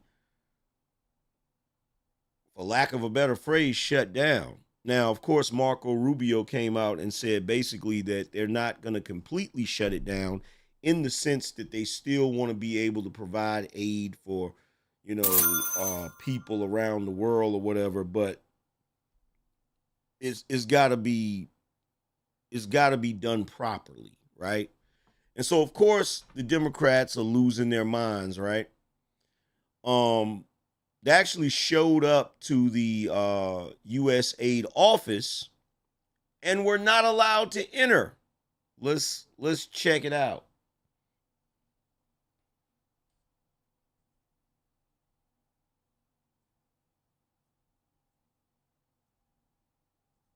Don't care what the American Congress wants to do. We're not crazy. First of all, USAID was created by JFK through executive order, which means guess what? If something was created through executive order, it can be uncreated through executive order. USAID was not created by Congress. So let's first of all, let's get that out of the way. Let's get that out of the way and cut the crap. But of course, what was the reason that Elon Musk did what he did? Why did Trump want him to do what he did? Well, here's some of the reasons why. Let's look at why. Let's look at some of the spending.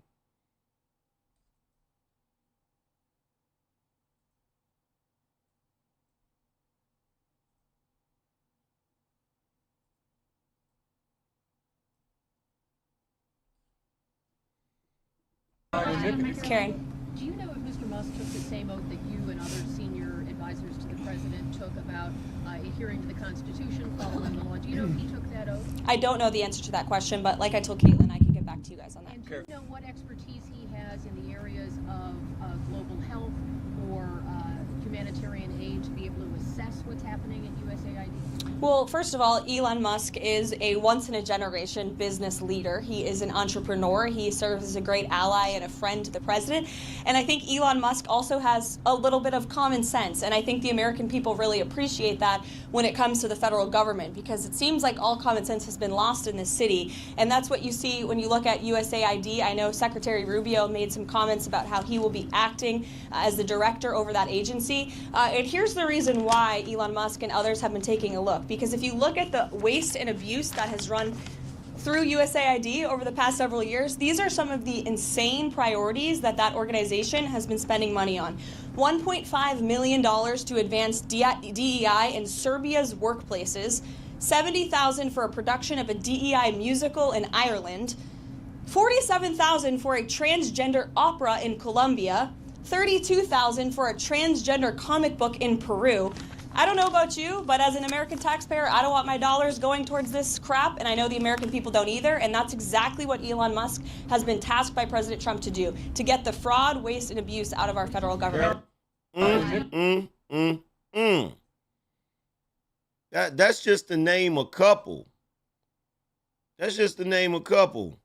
Let's see what the five had to say about it.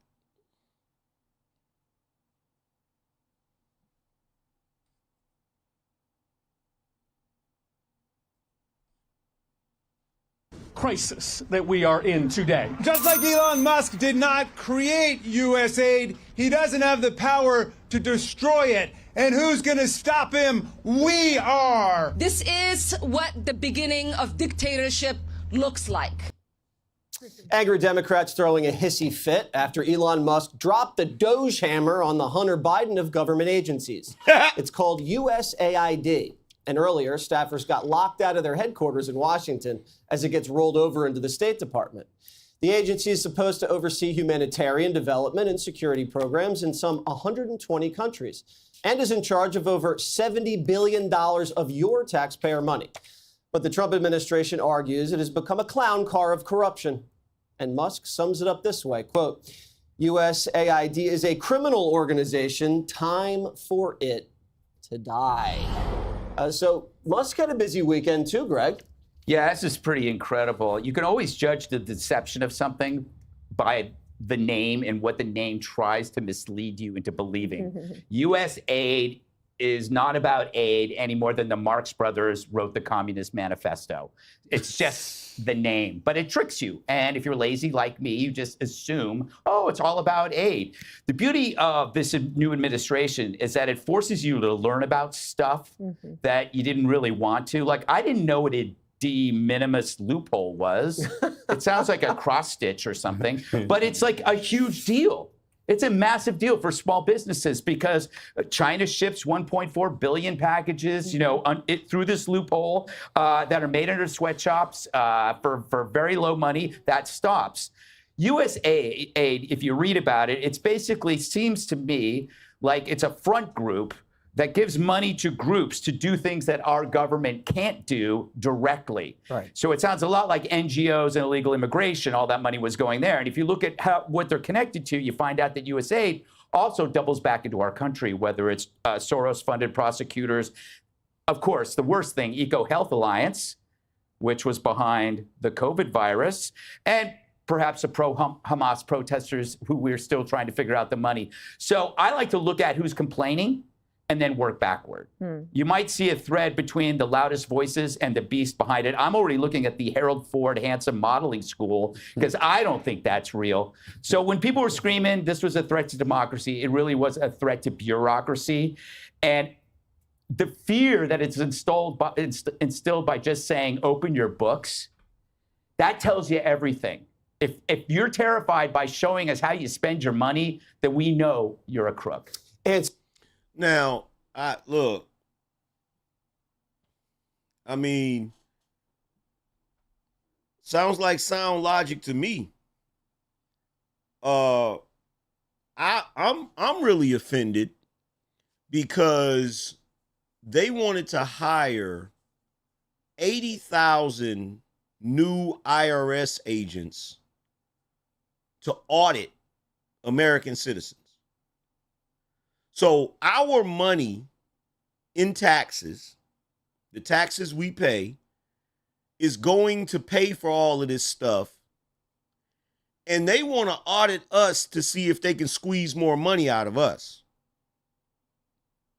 But when we elect Donald Trump because we want Donald Trump and Elon Musk to audit the government, now all of a sudden it's a problem.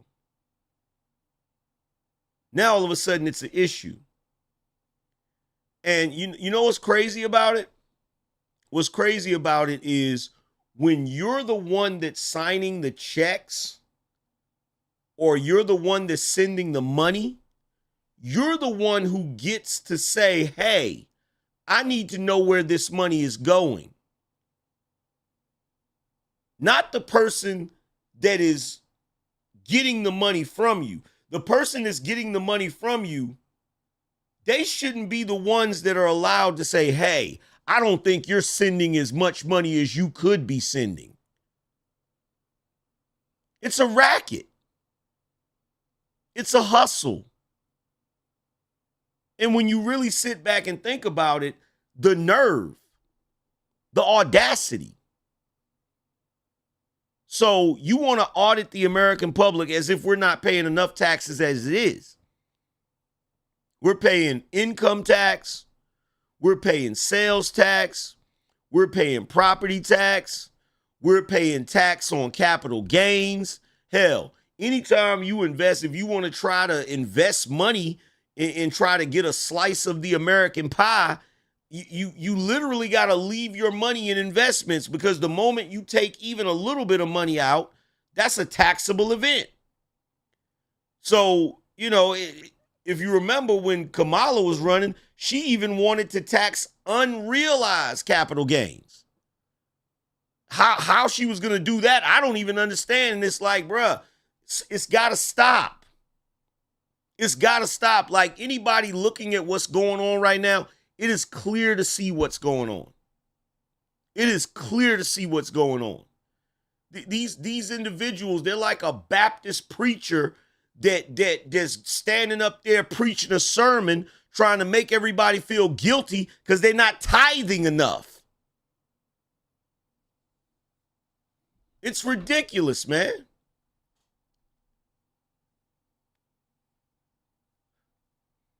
Some Harold, your name was invoked.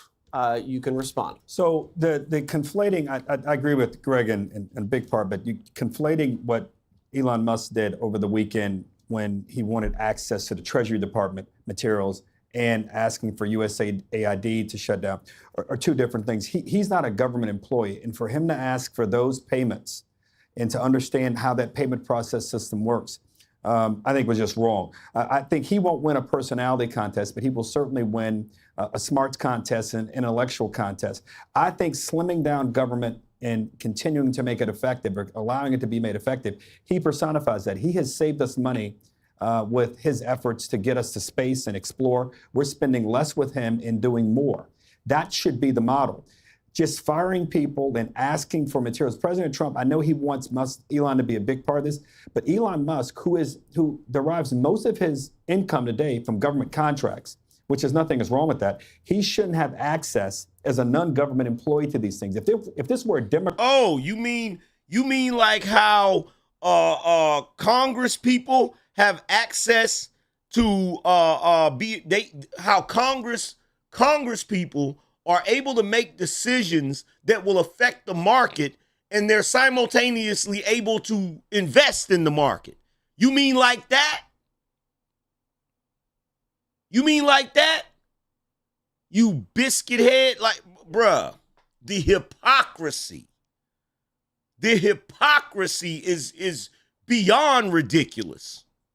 Democrat, and they put Jeffrey Katzenberg, or they decided to put another Democrat in charge of helping to slim down the cost of government, and they did it this way, I would be critical of them, saying you can't do it this way if you want to ensure that that it's going to have credibility.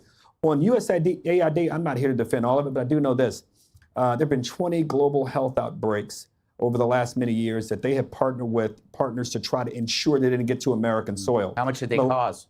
Malaria and polio on the continent of Africa and other places that are hard to reach, they have been integral in helping to do that. Now, I don't disagree with the things that they probably should not be doing, but we should not throw the baby out with the bathwater. Well, guess what? When you make statements like they were integral in making sure that health outbreaks didn't make it to America, well, guess what? Those health outbreaks wouldn't make it to America if we didn't leave the front damn door open for everybody and their mama to come to this damn country.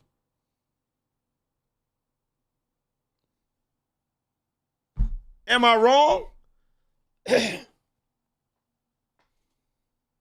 And this is an organization that has existed for a long time. Yep. If you can slim it down and make it effective, let's do it. But I think Mr. Musk and President Trump ought to take a step back here and not be so, what some may say is being a little vindictive towards some of these organizations. You know what? Vindictive. This is bullshit. This is bullshit. Somebody is finally doing what needs to be done about the government overreach, government misspending, government corruption, and they are fighting like hell to keep this beast alive. Do y'all see it? I mean, at this point, it's obvious. Like, they are fighting like hell to keep this thing going. Here's the problem.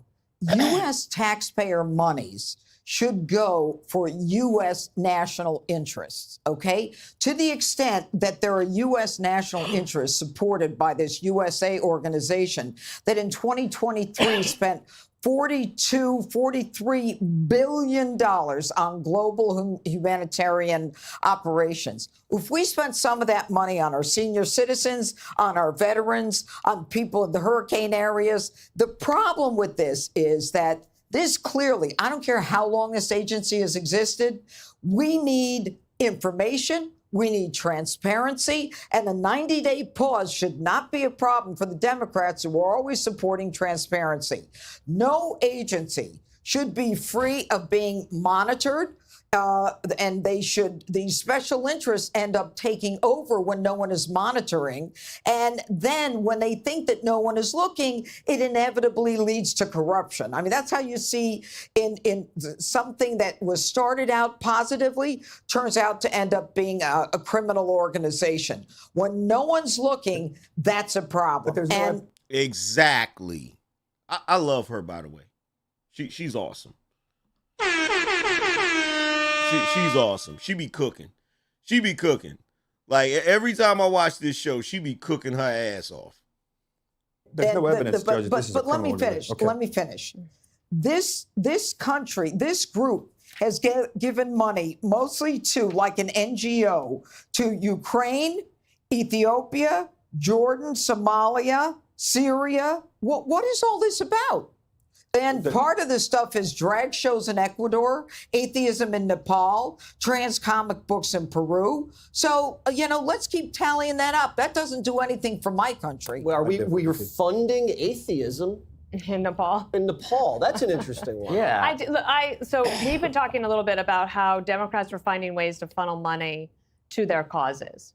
Okay, and this might be another place for that. So I'm okay with a pause. I do think that there are some great things that actually do help a president with national security issues for health diplomacy, for example. I think it's smart. Sports diplomacy can also be very smart. And we're really the only country in the world that people want to be like anyway.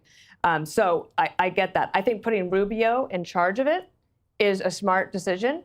But if you think about what the Biden administration was bragging about before they left, they were trying to get as much money out the door as possible.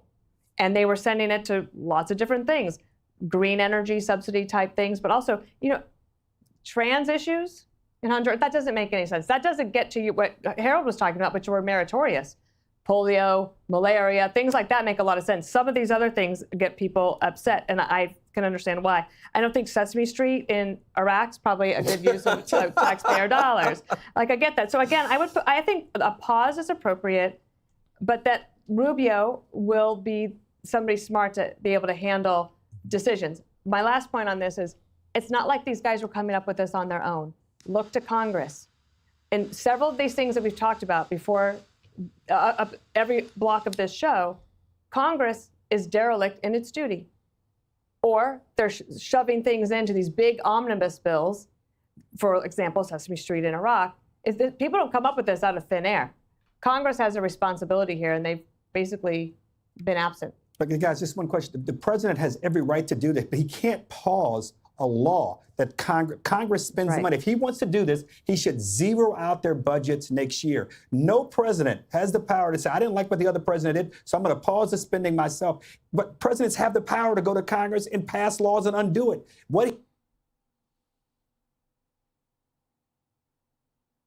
And this is what I mean. This is why mainstream media is dying. I just told you guys that entire program, that entire organization was created through executive order. What is he talking about? What is he talking about right now? And here's the goofy thing to me. You got all the first thing they're going to do is they're going to cry about, oh, well, what about all of those government employees losing their jobs? Where was this outrage when Biden got in office the first day and shut down the Keystone Pipeline?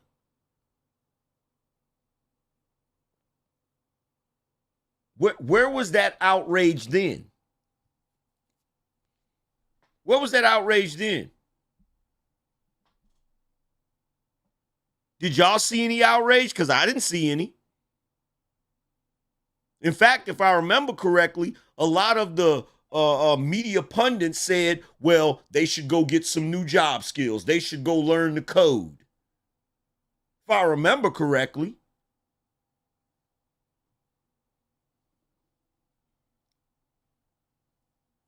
He's doing. This is a violation of the separation of powers. And I want President Trump to succeed, but I want the country to last longer. And you can't do this particular way, Judge, I don't believe. All I hear is Harold saying, I want Sesame Street in Iraq. That's all I hear from him. That's basically what he said. Can you tell me how to get? Up next, anti-ICE protesters are shutting down our freeways and burning the American flag. And that's the other thing, too. That's the other thing that I wanted to speak on, too.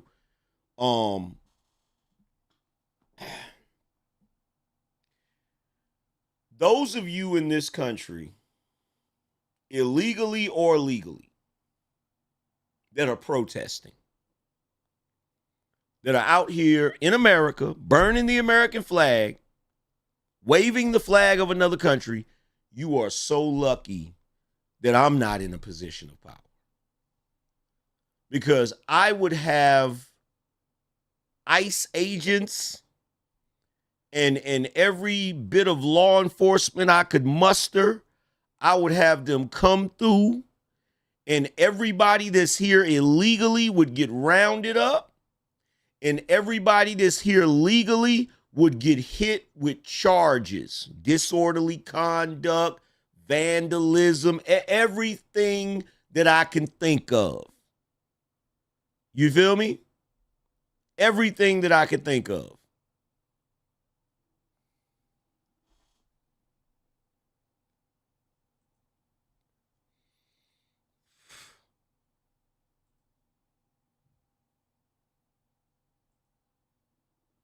This shit is crazy. This shit is crazy. Now, we do have an update. I saw a couple of people make the comment, so let's see if we can pull it up.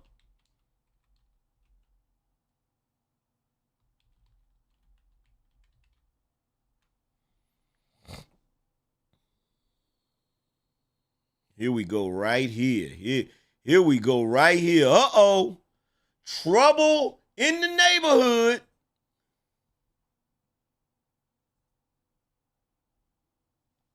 All right, and this is a Fox News alert. Trump's nominee for Attorney General Pam Bondi was just confirmed.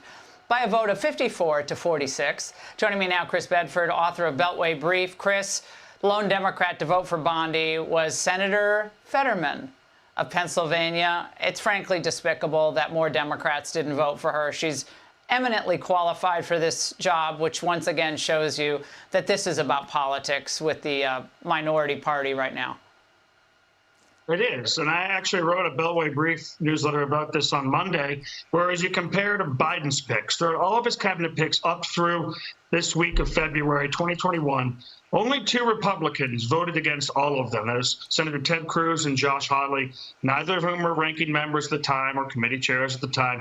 Now, if you look at it, there are a dozen Democrats, including ranking members and powerful Democrats who pretend to ask serious questions of nominees, who have voted against every single one of Donald Trump's nominees. They don't care about him having a cabinet. Right now, they're talking about holding up nominations to the State Department so that money can go to foreign countries. We are dealing with an extremely obstructionist party. Well, we always think of, oh, the midterms are going to be bloodletting for Republicans because the party in power often loses seats in the midterms.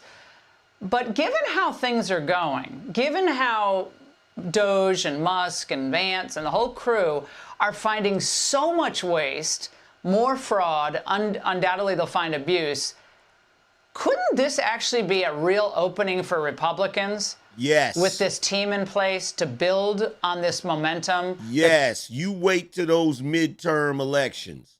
We about to see something else. We about to see something else, bruh. They found in 2024, Chris. That's how, if things keep going the way they're going, I think they're going to get more, not less popular. It certainly could. People in D.C. keep on predicting a backlash to Elon Musk's cuts. But people in D.C. just haven't really understood that the pressure that put Bernie Sanders and Donald Trump at the front of the nominations in 2016, and then the pressure that brought Donald Trump back to office has been growing. The dissatisfaction amongst the American people with what is going on in Washington, D.C. has been growing. So I don't think that backlash is coming like the conventional wisdom says. Now, it sounds like after tonight's presser, things might move slowly. U.S. troops being killed at checkpoints in the Middle East again might change that calculus. But right now, the president is extremely popular. Yeah, and again, if you remain popular, your agenda can be gradually more and more bold, Chris, right? We have a lot of presidents who are hesitant to exercise their executive authority at home, I'm not talking about foreign affairs. But I think President Trump gets more bold as time goes on, and that's going to piss off all the right people. But I think it's just going to keep this juggernaut going. That's how I see it. Real quick, 10 seconds. He's very lucky to have mostly an executive agenda. Very little he needs the Congress for right now, except to fund border security and deportations. He spent 4 years in the wilderness getting sharper. Democrats will regret for the rest of their lives the way they treated him, because now he's back. Thank you so much for joining us late in the show. That's it for us tonight. And that's another reason. That's another reason why people don't like the legacy media, because they always got time constraints. They always got time constraints where somebody is saying something relevant that you want to hear, and you feel me? They saying something that you want to hear, and then you can't even hear the rest of what they saying because we gotta go. We got 10 seconds. We got 10 seconds. Like, who gives a shit? Who cares? We want to hear what they got to say.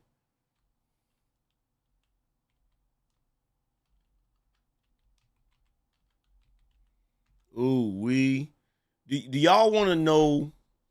Do y'all want to know what the most dangerous thing about Trump's cabinet is? Press 1 if y'all want to know what the most dangerous thing about Trump's cabinet is.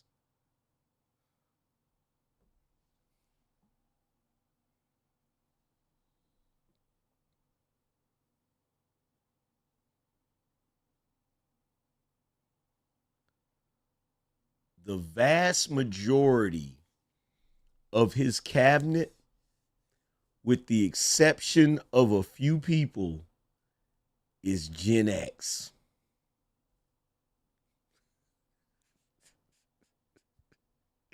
We told y'all We told y'all last year. We told y'all the year before that. We even told you the last 2 years, we kept telling y'all, stop poking the bear. They was all over social media talking about, so where's Gen X at?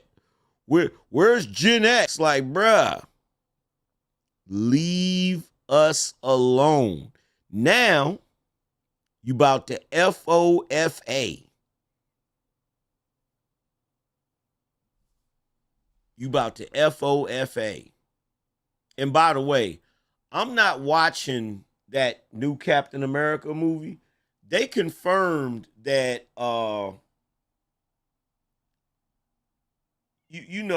General damn, I forget his last name. General Ross. So in the comics, General Ross became the Red Hulk, right? So in the new Captain America, with Sam as Captain America, they've got Harrison Ford as Ross, but Ross has now become president.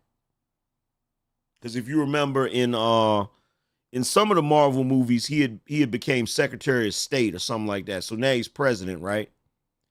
So Marvel, with its woke bullshit, they want General Ross to be president in that new movie when he turns into the Hulk, because he's supposed to be a representation of Trump. Did y'all know that?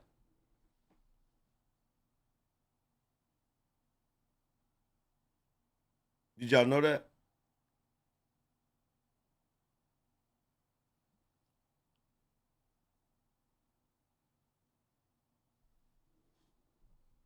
You get the implications of that?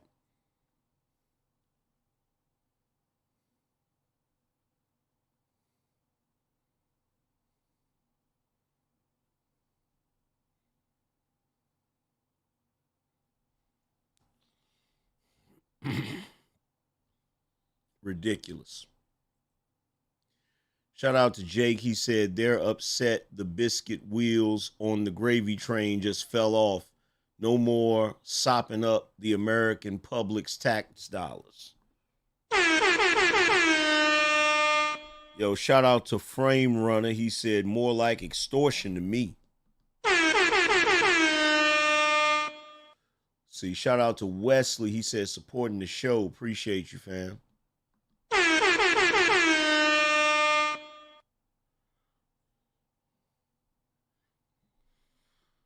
So they're upset, and this was so funny. So they're upset about USAID, right? So they're raging about that. But guess what? They're not even going to have the opportunity to keep raging about that, because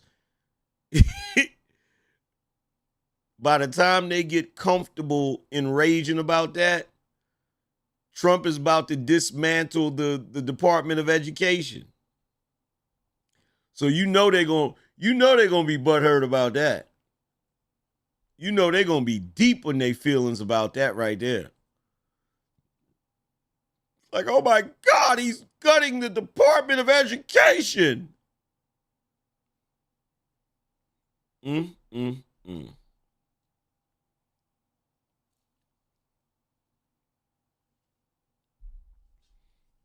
then got the nerve to say, you know what trips me out? What trips me out is how they have the nerve to say Elon Musk is not a government official, so he shouldn't have any input in what the government is doing. Since when, Democrats? Can y'all believe the Democrats actually fixed their mouth to say shit like that? Can y'all believe that?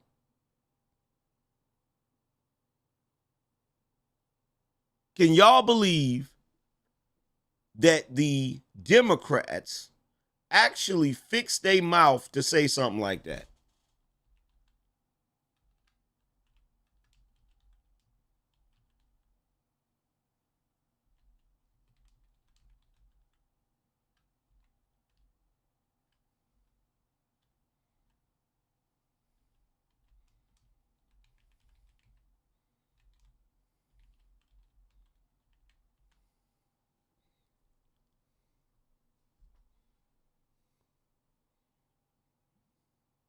Like I can't believe that they would fix. I can't believe they would even fix their mouth to say something like that. What's hilarious to me is your boy Jack, special counsel that went after Donald Trump. He wasn't appointed by Joe Biden, and he damn sure wasn't confirmed by Congress. So you literally had a dude going after the president to prosecute the president, and he wasn't even appointed by a president. Excuse me. You got a dude going after, at the time, a former president who wasn't appointed by the sitting president and wasn't confirmed by Congress. Why was nobody outraged about that? Why was nobody outraged about that? Nobody was outraged about Jack Smith. Ridiculous. But anyway, I've been up here long enough, man. Shout out to everybody that came through to support the show. I appreciate you guys. Appreciate everybody that hit the like button.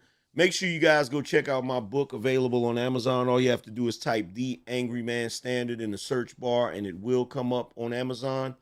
Also, if you want to check out the merchandise, we got plenty of merch. Make sure you go to shopBinoNation.com. Again, that is shopBinoNation.com. Other than that, I will be back at you guys tomorrow, hopefully a little bit earlier. So be on the lookout for me. You know, we got plenty to talk about. We're going to try to tone it down to 3 hours a day. But yo, man, salute to everybody that came through. Appreciate y'all. I'm going to holler at you later. Deuces.